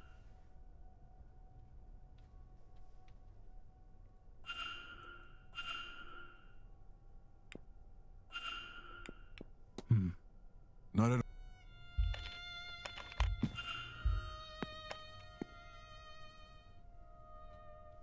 Hello. We have not. I'm Declan Ward. Declan Ward. I arrived just yesterday, from Dublin. And yourself, ma'am? Fia Callahan. No need for the formalities. I arrived at the hotel just a few days ago, but I've lived in the area all my life. Ah, a local. A good person for a stranger to become acquainted to. Oh, I'm not just local. I'm the local bandry, Declan. A wise woman. I've come to minimize the damage of this damnable seance. Okay.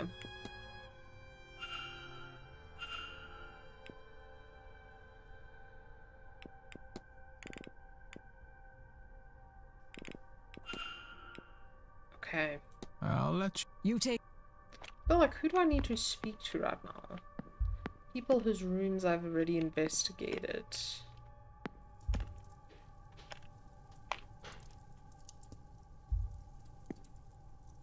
I spoke to him about Mr. anything. Ward.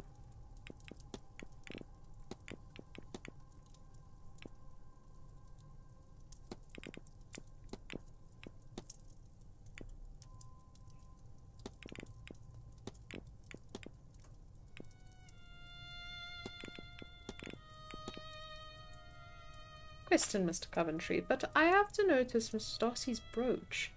I have, yes. Hard not to spot a piece like that in my trade. But I must say it seemed familiar to me somehow. From what you've seen of it, do you think it matches this ring? Ah, that's how I know it. It was her man, Cecil Darcy, who told me of this event. He wanted this ring resized for a lady's finger. He was unsure of the size of the ring finger, though, so he didn't get it done at the time. Imagine a man not knowing his wife's ring size. Is this the year of our Lord 1897?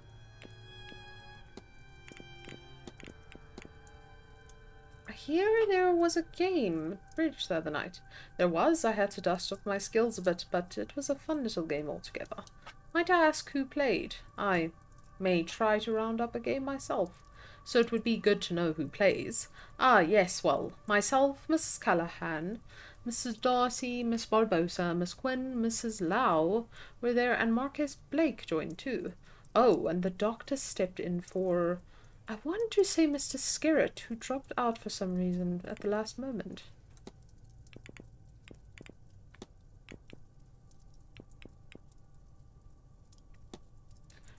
I'm having strange dreams ever since I've got here.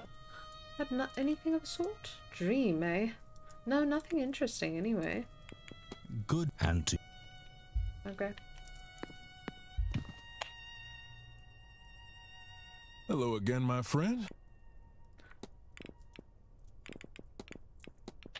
Miss Bunny seems unwell. Indeed, someone who works so regularly with such forces takes a risk. The way she speaks of it and writes of it, it clearly takes a toll. We have made some arrangements, her and I, just in case. I'm hoping it won't come to that.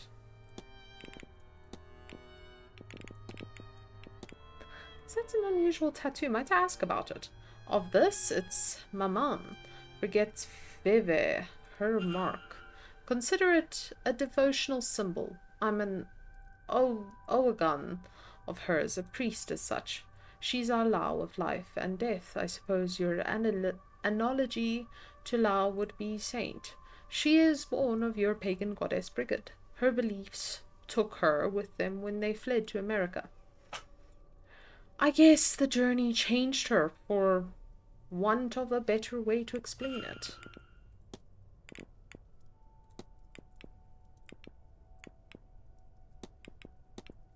Do you know what a bride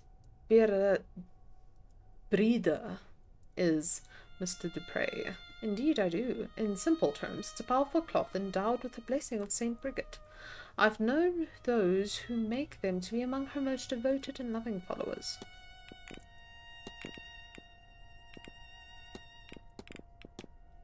Have you ever heard of, well, ghosts that are larger than normal? I've heard of a great many things, and many cultures claim to have had giants walk their lands in times past. But no, I've never seen or heard of it, at least nothing that makes me believe. But other things, that is possible. Perhaps not a ghost, but an angelic visitation of other godly figure maybe. The land's old gods, the Tuatha would have been described as larger than man, for example, and the mythology here has referenced many giants in that vein. Does this mean anything to you, Mr. Dupre? It does not, Mr. Ward, and for that I am glad. I would not trifle with the energy it holds, nor the magic those symbols have to offer. I take it you're close with Madame Brigette, Mr. Dupre. Deeply, Mr. Ward. When grief is constant companion, she is there to remind me that both the living and the dead need healers. I am devoted to her and her teachings.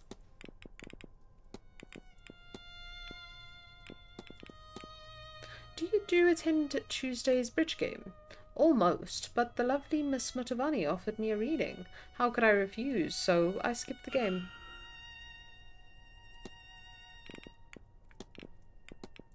You said Miss Motovani offered you a reading. Indeed she did, for her astonishing showmanship. I am astounded that she hasn't grown more of an ego.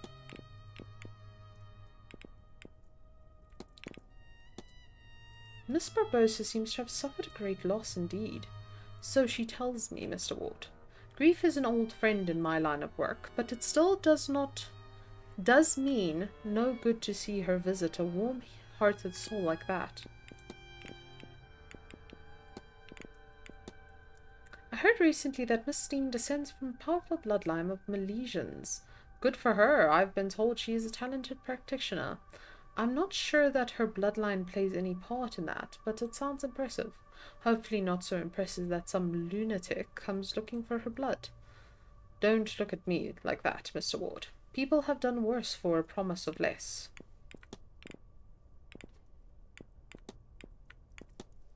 Do you know much about the god Gwibnu? He's a smithing god, yes. I don't recall much about him. Perhaps one of the Callahans or Mr. O'Finn could be more help. Ah, okay.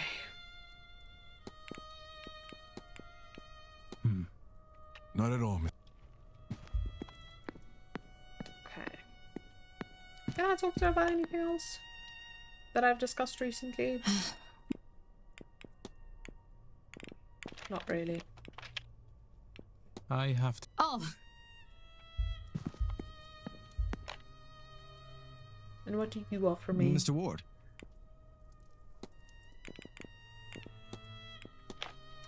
Have you noticed too that Miss Motovani seems unwell? You must know I can't discuss my patient's private medical information with just anyone. I keep their files well protected, so don't get any ideas. I won't be a source of gossip about the woman. What can you tell me about lucid dreaming, Doctor? Funny you should say. I have a plan to try it here. The thought maybe it would help me understand these strange dreams. I have a record in my room that I borrowed from a drawing room towards the end, but I keep forgetting to ask the staff to bring a gramophone up to my room. They had a second suitable record here, I noticed. Should you wish to try it yourself? Oh, and you should use an anchor, something to focus on to ensure your dream is what you want it to be. A picture of a person or A person, if you want to summon your mental image of them into the dream, or a scent, or, well, there are any number of things you could use. Even a book on the topic could work. Maybe Mrs. Dean's journal would work. I have to be on my... Be well.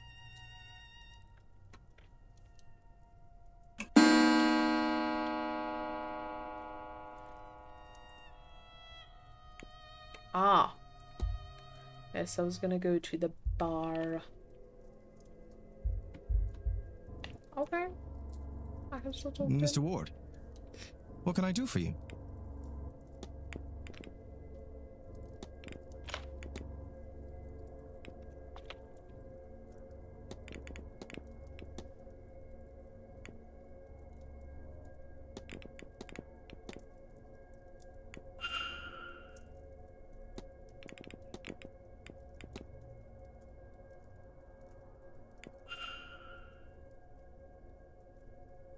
Okay.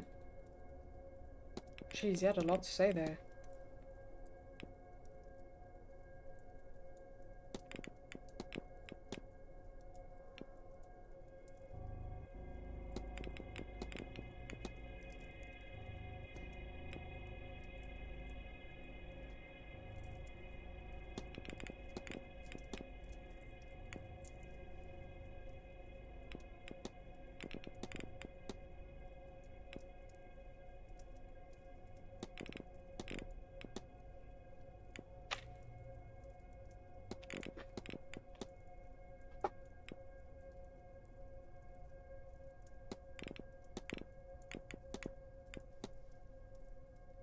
People of Manor experiencing the same dream shared to some extent. I think something similar is had intended to try some lucid dreaming to get better handle on the dream itself, but I keep getting sidetracked. I must get around to asking the staff for a gramophone.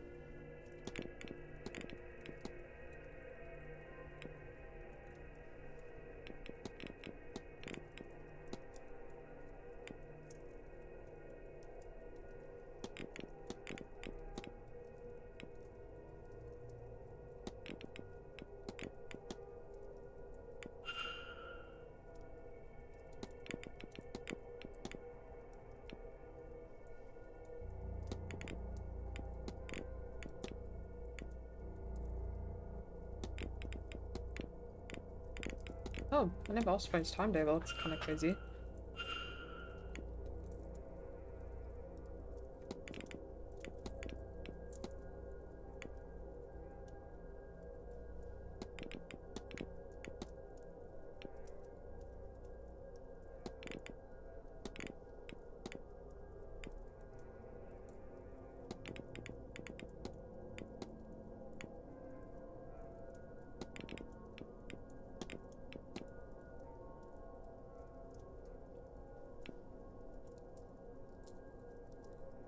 I have to be on my... Be well.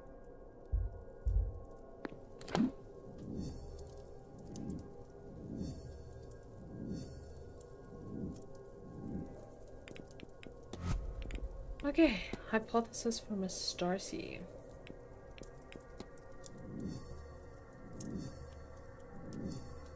Hello, Zaggy.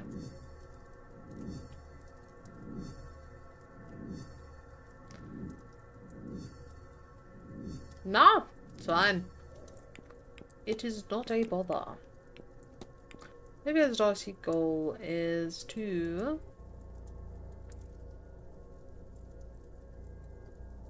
murder Miss Dean as revenge for the affair that occurred while she miscarried. Mrs. Darcy wants to murder Miss Dean. I should find and confront her about this. Okay. Now, where is Olivia Darcy? Map. I just checked timetable. I feel like it would be easier to find her there.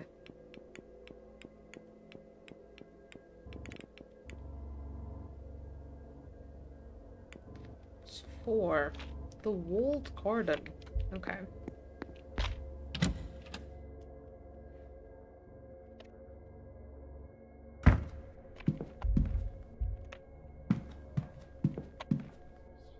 Oh, no, miss, I'm fine, thank you. Please, Mrs. Joyce, I beg of you to listen. Please now, Miss Mantovani, I said I'm fine. But I do not need the cars to see how much you carry.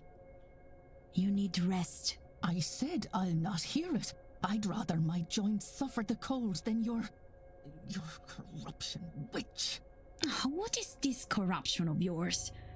I simply see you need rest. Now, my room is big and grand. And a horror to clean, I am sure. You were there an hour on Friday. That is an hour best spent at rest. It is needed. And I am more than capable. I? You mean to say that? Why would you? No one's ever... No. Idle hands make the devil's work. Now please, leave me be.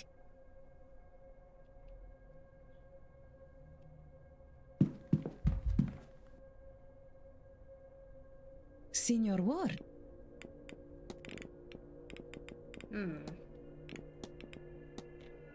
You feeling alright, Miss Mantovani?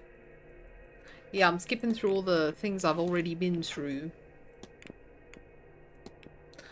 What would you make of a reading made up the Hanged Man, the 10 Pentacles, and the Death card? So, let me see. 2 major arcana and 1 spread. There is a lot going on, perhaps turmoil in the recipient first. The cards themselves, the Hangman, he represents sacrifice, new perspectives, higher learning. This kind of thing is the card's great wisdom on personal growth. Death, now this can of course mean death, but that rarely is the case. It symbolizes more of a transformation or transition in life, a fork in the road of life, see?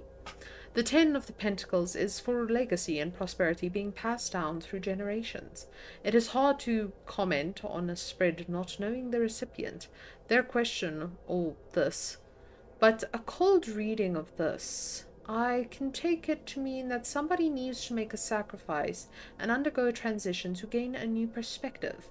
They do this and they may find something they seek, a form of enduring happiness perhaps. And are there other ways to read this? Of course, there are many ways to interpret the cards. To take an extreme, for example. In a literal way, the cards could mean a person must undertake an ultimate sacrifice, death. A legacy must be created, then through the nature of the death itself, or maybe the Hanged Man returns here, and new learning is left in their wake, which forms the legacy. Mind you, this is the shallow reading and only takes the face value of the cards into account, but shows how wide the range of interpretations there are, see? Okay.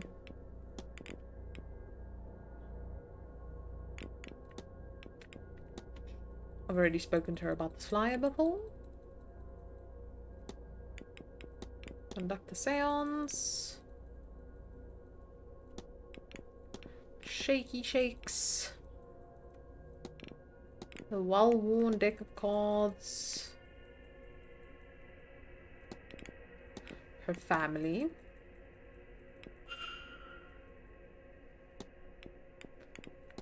Bridge game?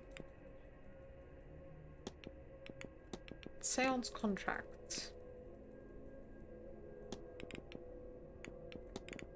Statement by Miss Dupre. Hauntings. Sunken eyes. The washerwoman. Ah. Form hypothesis.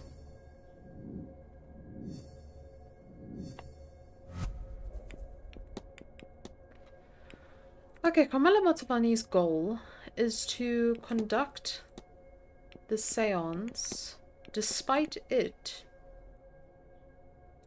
killing her, as she wants to provide for her family.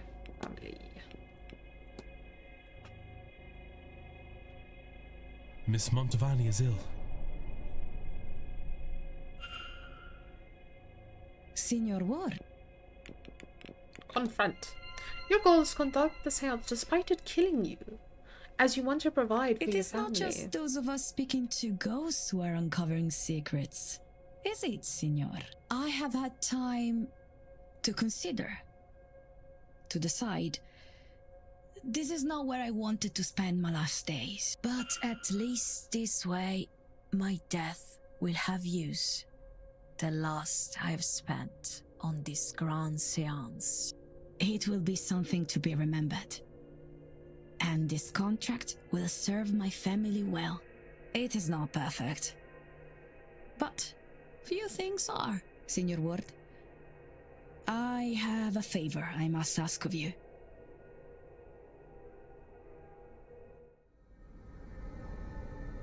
Signor Ward, I believe you to be a good man. I will not survive this seance.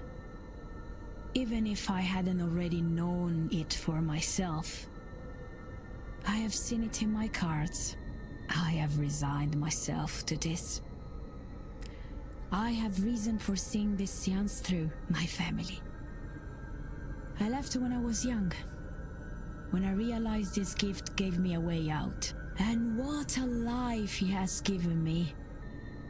I have performed in the old world and the new. Every kind of party I have been to. I even read for Queen Victoria. And through her granddaughter, I performed a seance for the Tsar and his mad monk. I could not have asked for more. But I do not have much left.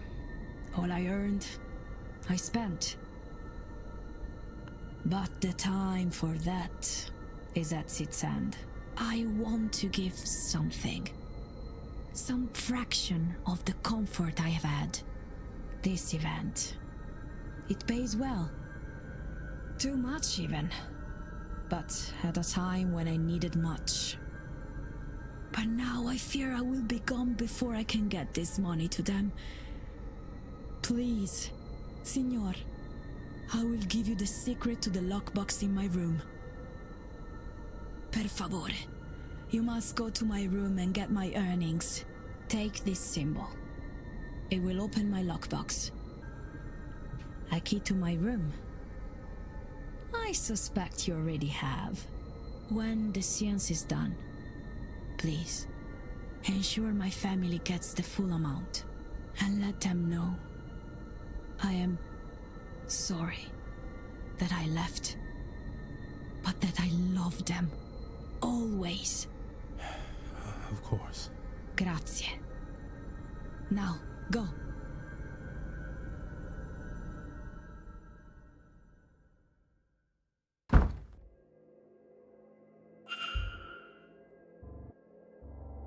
Okay.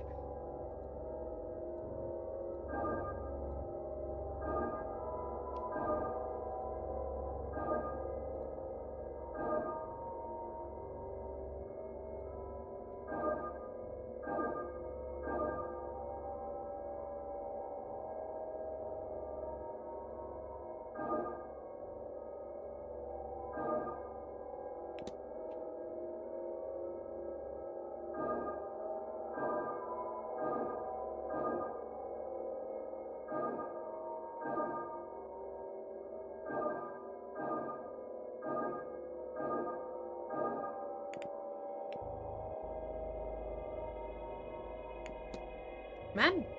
Okay, wait, let me go all the way up like this.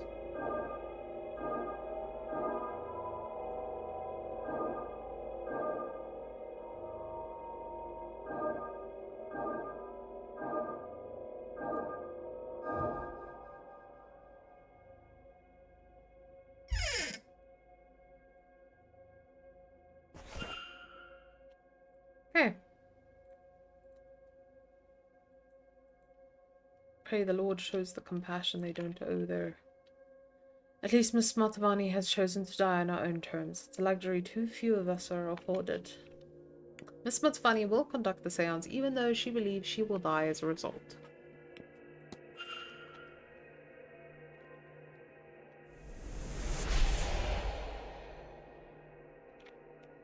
So I'm trying to get that thing all the way to the bottom. I wonder if I've gathered enough facts to eliminate any suspects. I should check my notes.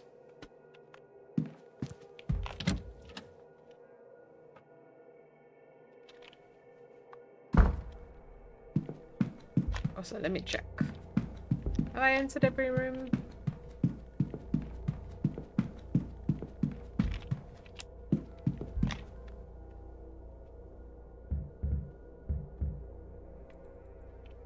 Pretty sure I went to his room, but yeah, he's there, so don't go in there.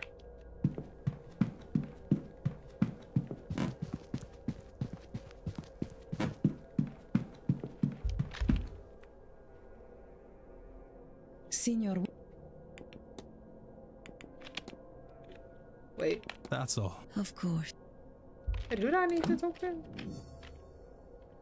Prince Olivia Darcy. Oh, yeah, she's at the garden. I remember. Oh. Does all this not bore you? Should it? It's fascinating, in a way. Lots of case studies, so... Well, it's nothing like your usual sort of thing. Oh, it's not all scientific, but... Look, you're talking to a woman with a shrine in her room. I'm not entirely clinical. Besides, look at you. Ivy, I said I would come with you. Do you expect me to regret it? I suppose. I just thought, what with who things are? You're always the first one to know when my tempers run short. Do you suppose I've managed to hide it from you, of all people? Besides, you know I would take any excuse to spend my time with you. Oh, good grief. But you are always so sweet. Oh, don't look away like that. Everything will be all right. No, I just... Maybe it will. I don't know. Maybe. Okay, back to the gardens.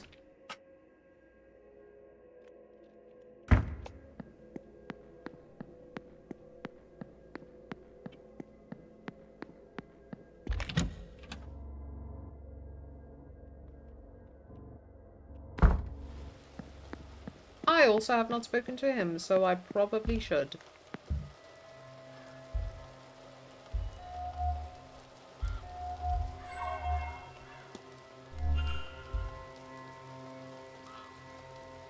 Well, a new guest.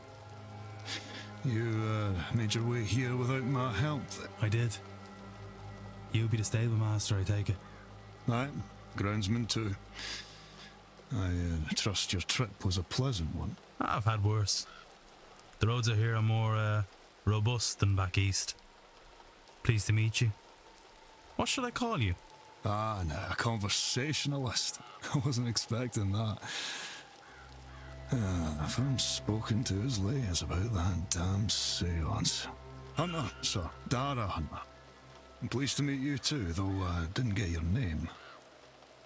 It's Declan Ward. You're against the seance, then? No, not really. I just worry about her getting hurt. Them, you, the guests, I mean. Anyway, Mr. Ward, what can I do for you? I just want to get your timetable. That's about it.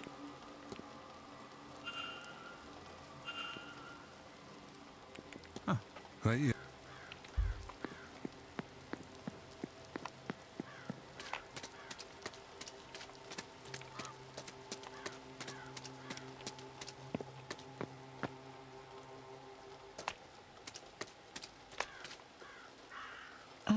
Mr. Dupre. I'm almost disappointed. I would stay clear of that one. I have my suspicions about her. Mrs. Darcy, if I didn't know any better, I would think. Can I help you, Mr. Ward? No, I was just passing by. That is quite all right. We were done talking and... Okay. Wait, can I not like... I don't know the corner? You know, like you? Well, like listen over here? No? Okay. That's fine. Mr. Ward. confront. Murder Mrs. Dean as revenge for the affair that occurred while you miscarried? What a dark horse you are, Mr. Ward. But for what purpose? Why go to all this trouble? Would you mock me? Or do you mean something worthwhile by it? I confess. I killed my husband. I did. It seemed to me there was nothing else I could do. Everything he put me through. I saw nothing but red until he was cold in the ground. And then I thought, it wasn't only him who wronged me. There was the woman, too, who had caught his attention. She must have known. Our Evelyn Dean. So yes, I came here under his name, intent on finding her. To this forsaken backwater on the west coast of nowhere. To do something terrible to her. But now... Well, now I don't think I wish as much vengeance as I thought. But since I've been here... I didn't really believe in ghosts and magic before all this, you know.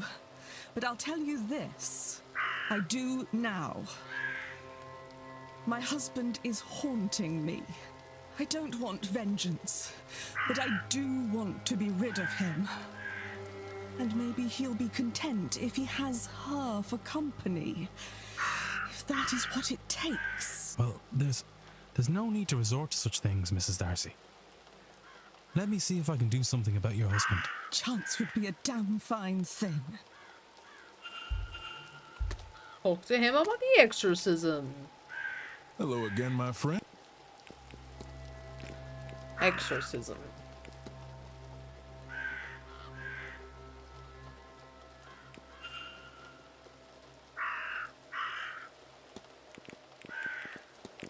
Mr. Dupre, would this work for Mrs. Darcy's needs? Let me see. You know, I think it will. Come, let us first find Mrs. Darcy, and then a secluded area to perform the rite.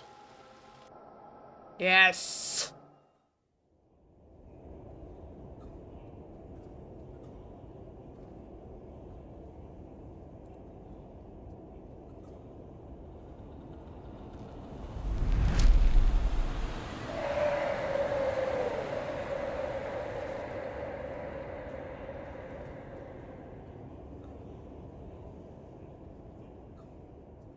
Whoa.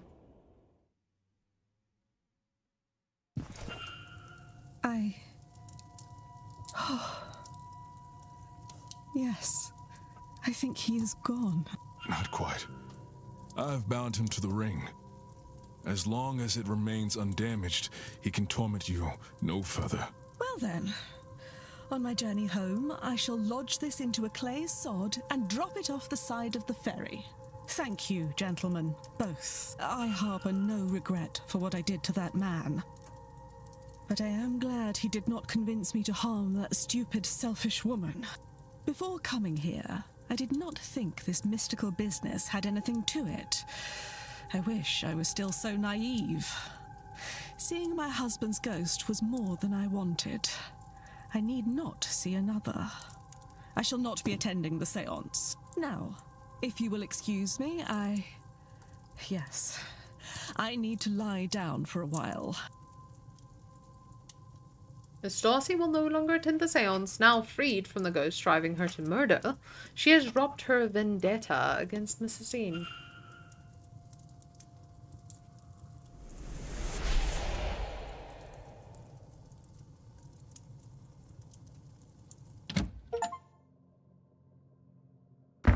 Nice. I wonder if I've gathered any facts to eliminate any suspects. I should check my notes. I should also check my the fight thing.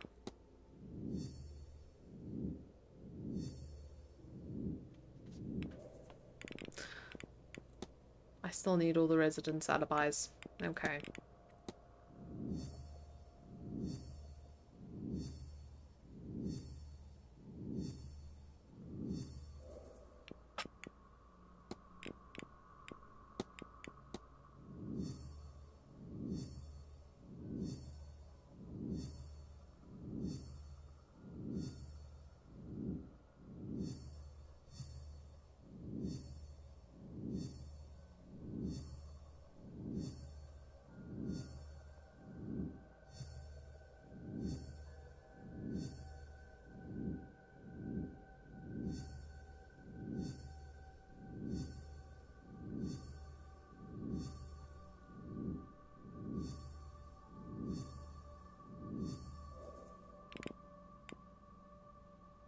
Okay.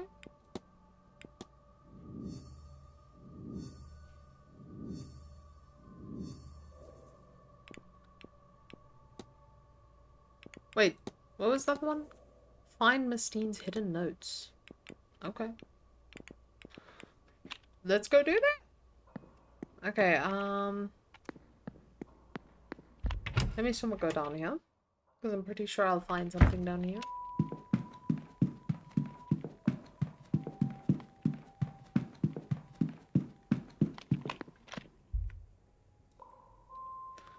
A well-rendered drawing of some sort of face. Looks like charcoal on papyrus. Unusual combination. Who would use these kinds of materials? I'm pretty sure if I've inspected Hasham's hands, I'll be able to see it.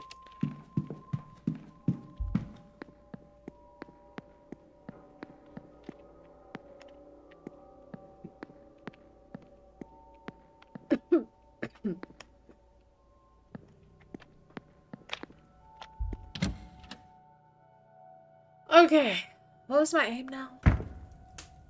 Lucidly dream, yes. After I spoke to Miss Quinn about something, I think. Hello, Mr. Maybe. Ward. Ah, I see.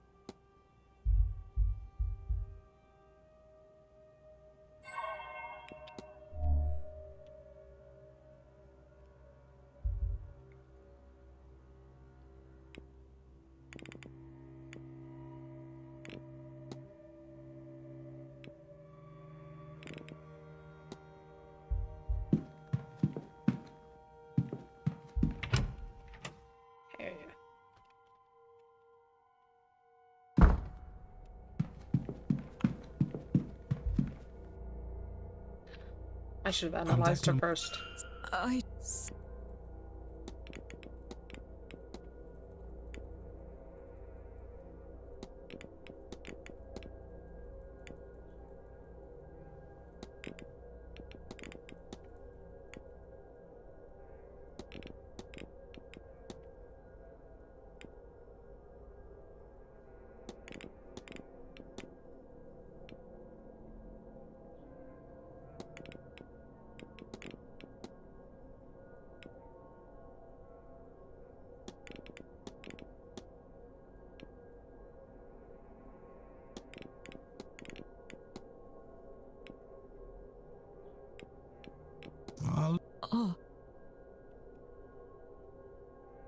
Well, closes, right?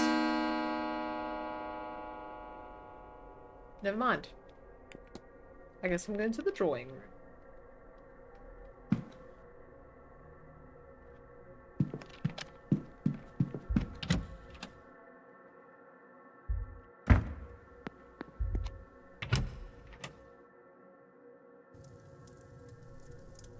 Ciao. So, grazie mille for attending. Now, there is still much we don't know about ghosts, you must think. And this is true. Yet, there is plenty to speak on. So do not worry. We do know that not all dead linger. Only those bound to a place, an object. It is theorized that all spirits are bound, fettered, by an emotional component. Death in a place, obsession with an object, love or anger to a person, by their nature, They're hard to define. And yet, even in their elusiveness? Yeah, sì, questo funzionerà. We find them everywhere. By their many names, they are all across the world. There are many formations. Some echo the grief they left upon the world and are blind to the living, while others are vengeful and aggressive, haunting a person or place and causing everything from psychological to physical damage. Regardless, no single spectre has been able to directly communicate. But tomorrow night we intend to change this. So, what stops them from speaking? Is it a physical matter? No, it cannot be, as they interact with the world in other ways. Blowing papers off desks, snuffing candles, sometimes even striking people. Perhaps the limitation is in their lungs, then. Well, no. Many wail and moan, after all. Could it be they have nothing to say? I do not think so. Many a mystic, myself included, believe that spirits have given us a feeling of things they once said. There is a chance this is wishful thinking on our parts. But I believe so many have felt this, that at least one person must be correct. Maybe they simply cannot speak for themselves? This we cannot rule out, and is to be my conclusion if our seance does not bear fruit. So, why do I have such hopes for this seance? This I have been doing for a long time.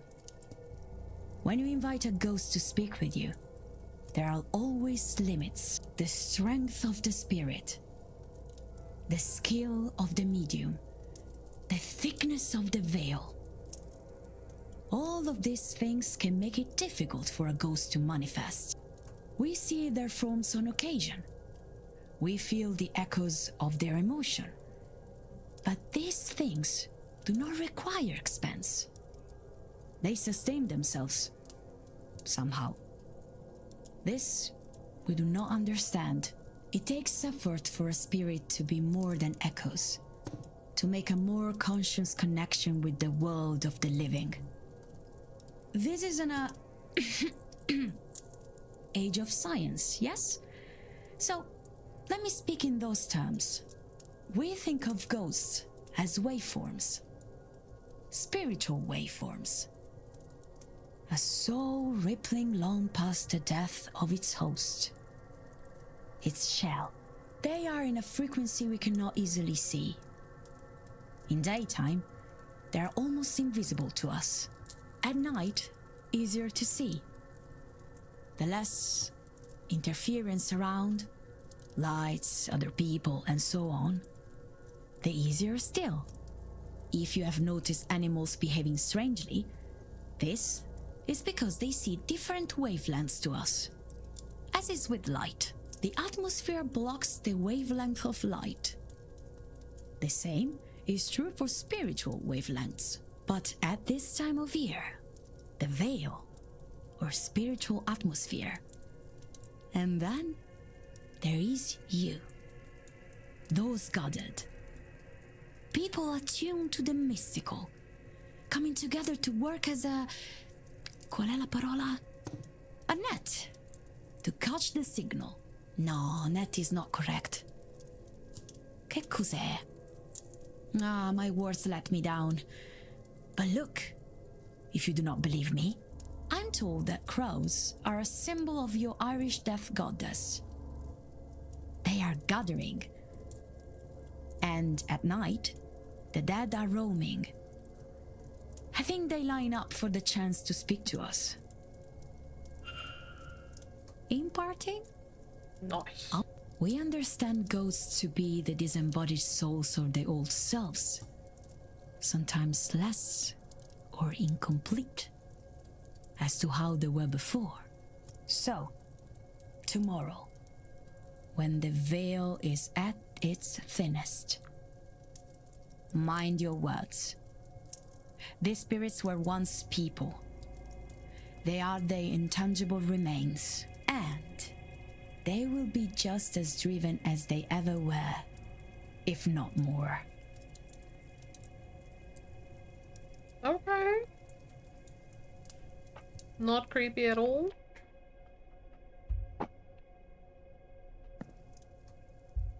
Oh, so many people to talk to. Oh. Okay, let's analyze these things quick fast. Wait, there was something else. Oh, goodness. Let me go slower. Wait, all observations discovered. Demand.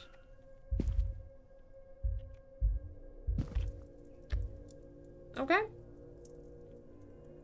Ah, We're Declan. good. Aren't you fierce good coming back to see me? Okay. You mentioned you were a bin dry? What's that now? Ah, it's like a hedge witch. I offer treatments, both physical and spiritual, to the locals. And I look after the land too, really. Though, the land and its people are intertwined. So it's all one. Can you tell me more about your duties? Oh, what else is there to say? Healing of the land, the body, the mind, all that. Some veterinary work, blessing the land, and tributes to keep the other folks happy. I do the odd bit of scrying for those with the need for it, and I train successors, or at least I try. Ruri's been and off that path these days. I see you're handy with a needle and thread. I can stitch up jumpers and wounds, all part of the work. No need throwing something out when all it needs is a mend. There we go. I don't believe I've seen jewelry of the sort you're wearing before. Ah, well, a lot of it's handmade. Some of it brings me luck, and some of it protects me. They're old crafts, to be sure, but not soon forgotten. That's a fine cross you have there. Ah, this. This is just to keep my priestess off my back. Between you and me, Declan, I don't much care for these new gods. Up on high or on golden thrones, I prefer the old gods walking and working the land side by side with us. Might I ask how you came to have the white streak in your hair? I don't think I've seen it before. I've had it all my life. You should have seen me with it when I was a little girl. Some people believe it's a sign of wisdom to be born with such a thing, you know? Now, I can't say for certain that it's true, but I do like the idea. What do you think of the seance? Is it dangerous? Declan, are you a holy man? I am. Then you'd be of mind that how all this works, is God's will. God's design, yes? I suppose that would be fair. Whatever system you live by has starts and ends. To pull that apart, with no plan to patch it up, mind is to open a door that was never meant to be opened. It was the Greeks called a Pandora's box. What can you tell me about the Terra Nanog? It's a home of the gods, Declan. And not just the gods, the fair folk, and our dead too. That salt underneath us, and it isn't as it's the way of such places. But it's there enough that coming and going is possible through passageways, found at places of great power. Once the day is dark, caverns like Owain Nagut or cairns of important people or domains. Significant ways under, down, and through. That was a lot of information. What can you tell me about the Fae? The other folk, you mean? I'd be careful, especially here. Now, as we near Samhain, the veil gets thinner and thinner. It's not only ghosts that draw near. What do you know about the name Gwibnu? A smithing god, same as Brigid. My understanding is he focused more on war, weapons, and armor, you see, whereas her work was more for daily tasks, horseshoes, tools, pots, and the likes. Can you speak of the Murrigan? And what could I tell you? That she's a blood-hungry madwoman, or that she's the great savior of this land, a mother of monsters and a lover of mankind. Maybe she's all of it. Maybe she's not. Maybe she's that and more. I don't really know. I don't walk her path, and I've not met her. The monks who wrote down our ways edited our ways. So, is she the villain they made her out to be? Maybe. But I'd wager she was more likely just as powerful and headstrong lass. That's villain enough for those monastic boys. Can you tell me anything about the Caliph? A bit, aye. It's her I welcome in when I form a circle and make space for the intentions to form. I've sat in her chair at the spring equinox to welcome the days, and then again on the autumn one to bid them farewell. I've crawled through her house in Slievegellion and caught a glimpse of the other world. I return, she sometimes visits me in my sleep, and teaches me a trick or two. It's from her I say Madu ha Shilach. That was crazy. Can you tell me more about Goddess Brigid? Well, as the Caliph is winter, they say Brigid is summer, one of the fairest and most loved goddesses.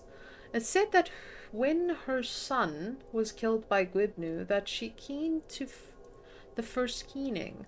All other keenings since is her sharing that sorrow with mortal kind and knowing their pain of loss.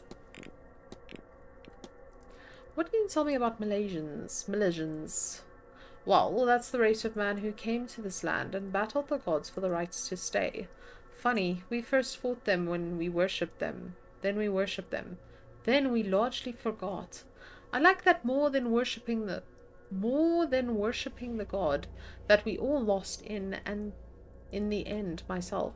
Ruri is talking about that at 3 p.m. tomorrow.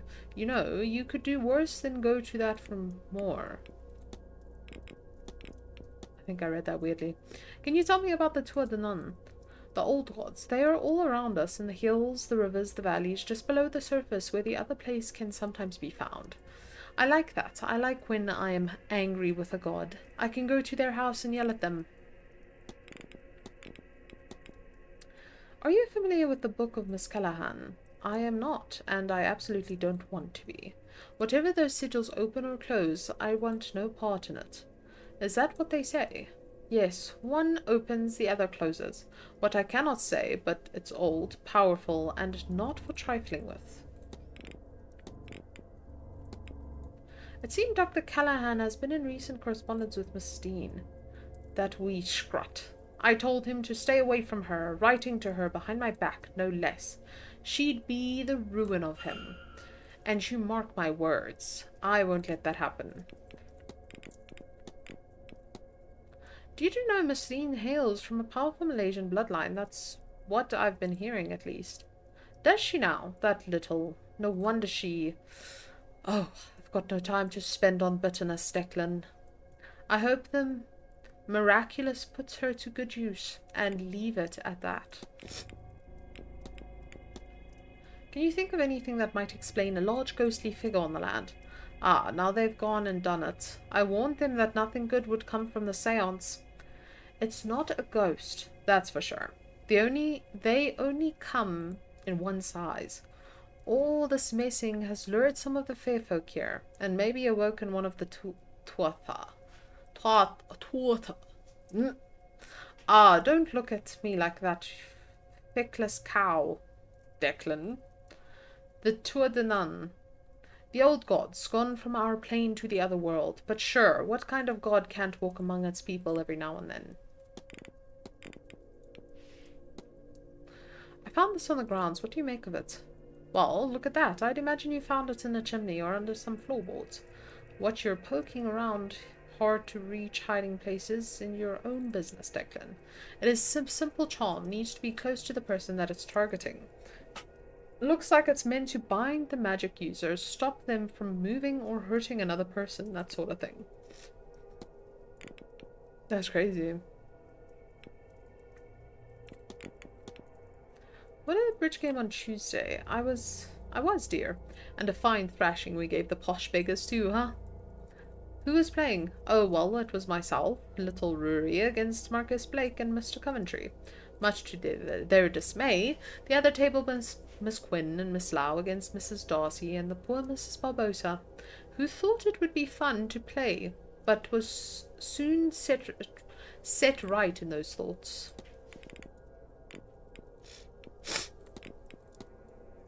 What can you tell me about Marquess Blake? Mary? I can't tell you she didn't care much for that title. We only spoke a few times. She had trouble conceiving, and she came to me under the dead of night for some alternative help.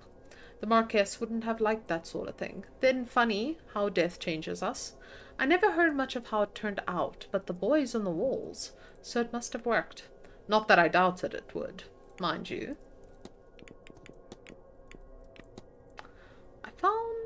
I have found my dreams quite disturbed since coming here. That doesn't surprise me in the least. There's a foul play afoot here with the seance business. People dreaming they're wandering the halls, trying to get out of this place, then end up at the seance instead. And still they want to attend the damn thing. What more warning could they want that it's a bad idea?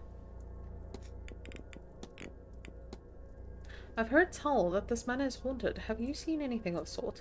There's more spirits here than any old place should have, Declan. I can tell you that. A generosity of ghosts these past 250 years started with a bloody wound Cromwell cut into this land, and carried out through generations of Edward Blake's depraved descendants. I'll let you take care. Wow.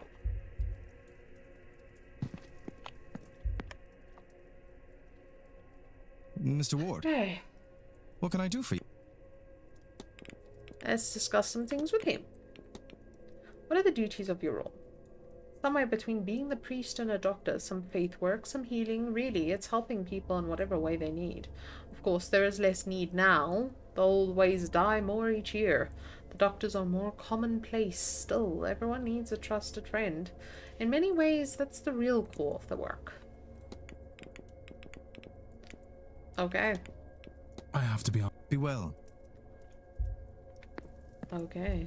Well, where did he come from? Well, shit. We meet again, Mr. Ward. Yes, I need to talk about this. Are you ready for the end, Mr. Scarrett? Had a few glasses, have you, Mr. Ward? Ready to set the world's wrongs to right, eh?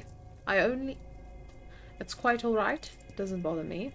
I've had to face up to it, of course. I'm not getting any younger.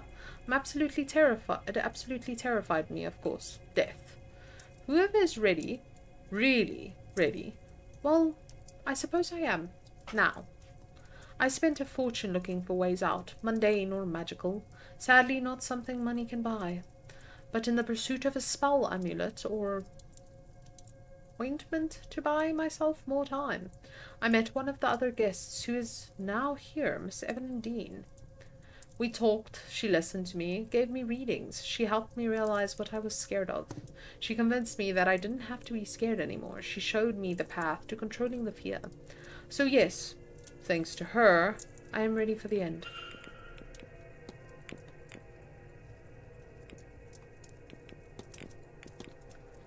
Heard anything about the Quinns having an unfortunate number of deaths in the family? Oh yes, I have. Terrible business that. Really done a number on the line. Something about rooting the Irish rebels against the crown, I think. A curse is a small price to pay for a service to the crown's country. Nice. Good day. Good. Now, this means I can create this hypothesis, right? Yes. Hello, Mr. Ward.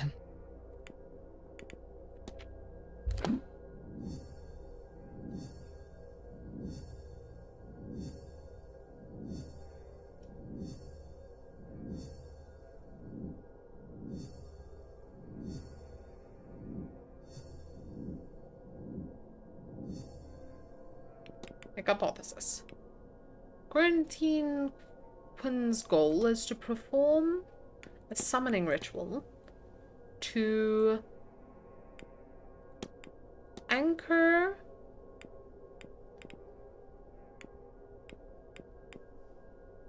form a summoning ritual to remove the curse from the Quinn family. Miss Quinn wants to lift the curse on her family. I should find and confront her about this. Hello, Mr. Ward. Your goal is to perform a summoning ritual to remove the curse from the Quinn family. You figured that out, did you? Why I'm nose deep in all these godforsaken books. You're right, of course. I will... Well, you have a look about you that says I don't have to plead the veracity of my case. Is that right? Oh, thank God. That's what all my work is about. I'm trying to lift the curse before it kills the last of us. But just our luck, I've reached a dead end after everything. All this work, all this death, it couldn't just be simple. God forbid. God forbid I actually manage it. I have it, you know. The name of the woman who cursed my family. Biddy Eve O'Connor. And if I could only speak to her, I might be able to appease her. But there are too many spirits with her name. And without some item from her, I just cannot reach her. And I can't see what else I could do about it. I will keep trying, of course. But I think my fate is sealed. Mine and my little sisters. We'll all die like the rest of my family because of the cruelty of my ancestors. Bastards. All of them. And that's that. What else is there to say about it? I don't want to talk about this any longer. But... look. Take this. If you find anything to do with it all, tell me. Would you? God knows there's nothing else for it. So I think finishing this one would be a good end. Yes. Well, I thought this might be useful to you, miss. It's research of the O'Connor family. I notice it bears the same crest as your brooch. What? But this is... There's so much detail here. Where did you get this? It's Miss Quinn's work. She's been researching the O'Connor family for a ritual she wants to conduct. The woman she's focused on, a Biddy Eve O'Connor, had a son who emigrated. I was hoping you would check the date of his departure against that of your father. Yes, they line up. But his name is Seamus O'Connor, not Shay. A cousin, maybe. Wait, isn't Shay often used as shorthand for Seamus? So I have been looking for the wrong name? It is possible. Or we may have the wrong man altogether. So, this doesn't mean... No, it does not.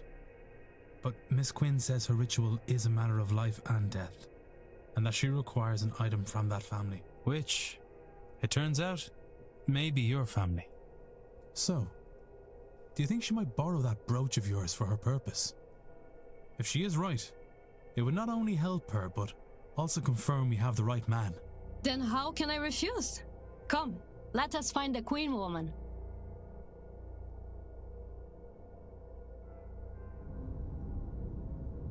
Thank you, Miss Barbosa. This could well save the lives of the last people that truly matter to me. I do not understand how being in a bathroom with two strangers is helping, but I'm eager to learn. And I appreciate it. All right. One more time.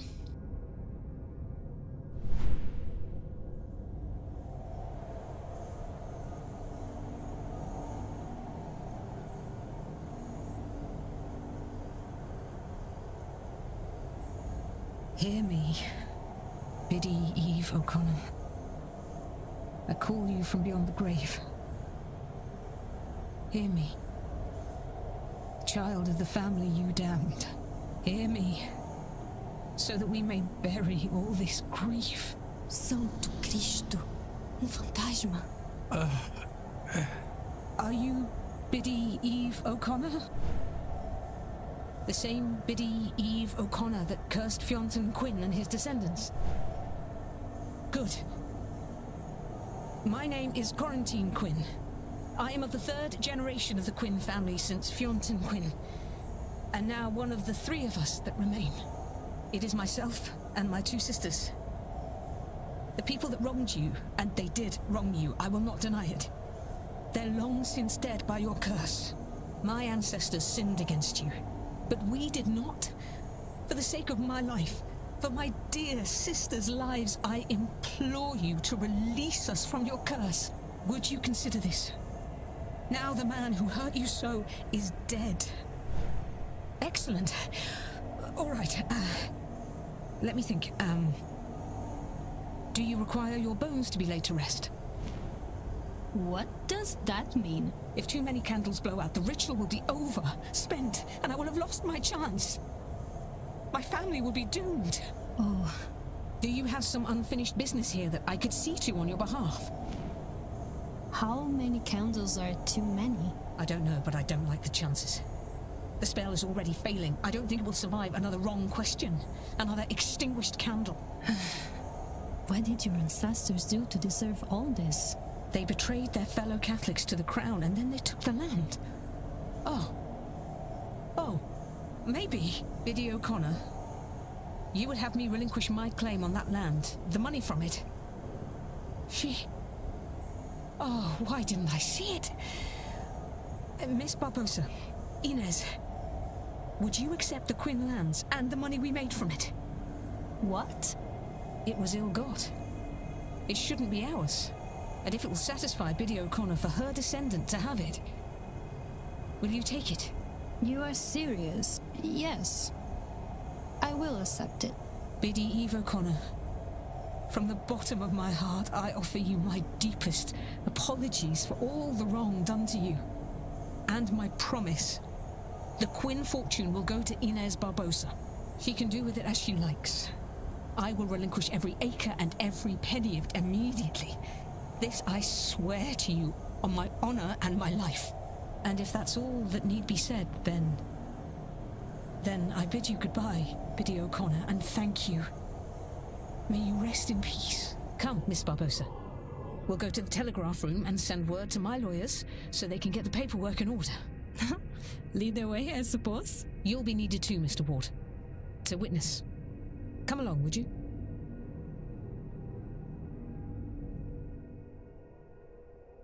Oh, good. I know this is a seance, but I did not expect to see a ghost quite so close. And for her to be my grandmother. Yes. I am sure it is a lot to take in. But look, that hardly matters now. I'm going to write to my solicitor and have him prepare everything for you. All we will need then is to get the deeds to you. Now, you sign here to prove you accepted them. Then you here, Mr. Ward. So you are serious? It was not a lie to trick the spirit. Well, completely and utterly serious, Miss Barbosa. One does not trick ghosts and come off the better for it. Inez. Just call me Inez. All this? It's hard to comprehend. Well, you have the rest of your life to get your head around it, Inez. And now, so do I. And if I am to call you that, then you must call me Quarantine. I've always hated Miss Quinn. If you say so, Quarantine. Plenty of time to get familiar now, yes? Isn't there just? But you know, I think I am done with summoning the damned. I'm going to skip the seance and do something I've not done for some time. Think about the future. Very good. And I now have my father's real name. Séamus O'Connor. As much as I value the lands and wealth, that is the real treasure in all of this. Miss Quinn will no longer be attending the seance. Oh yeah.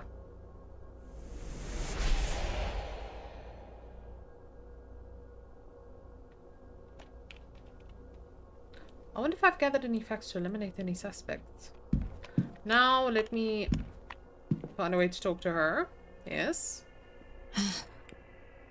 Yes. Séamus O'Connor.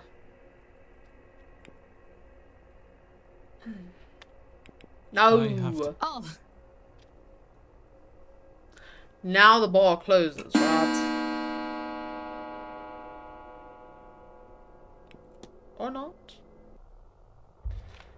Oh, but she's gone. Okay. I'll come back with it. Wait, what's this? Somebody lost the transcribed address to Miss Barbosa. It looks like she was asking for an estate records about her father. The reply says there is no information available.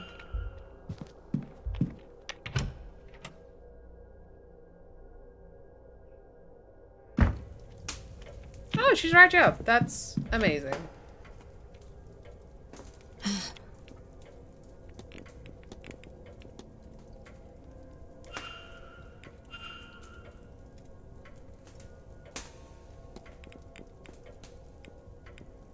Well, we know it's Seamus O'Connor.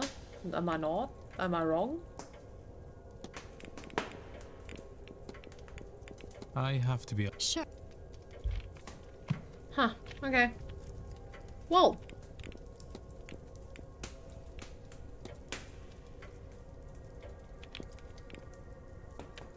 Exit to main menu. Okay.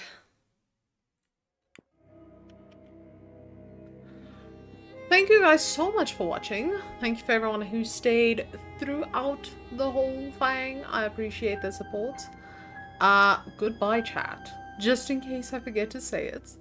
But don't forget to check out my YouTube, DarkroseBytes, and see if you like my content there. I'll be playing Valorant this weekend, hopefully. I'm hoping. But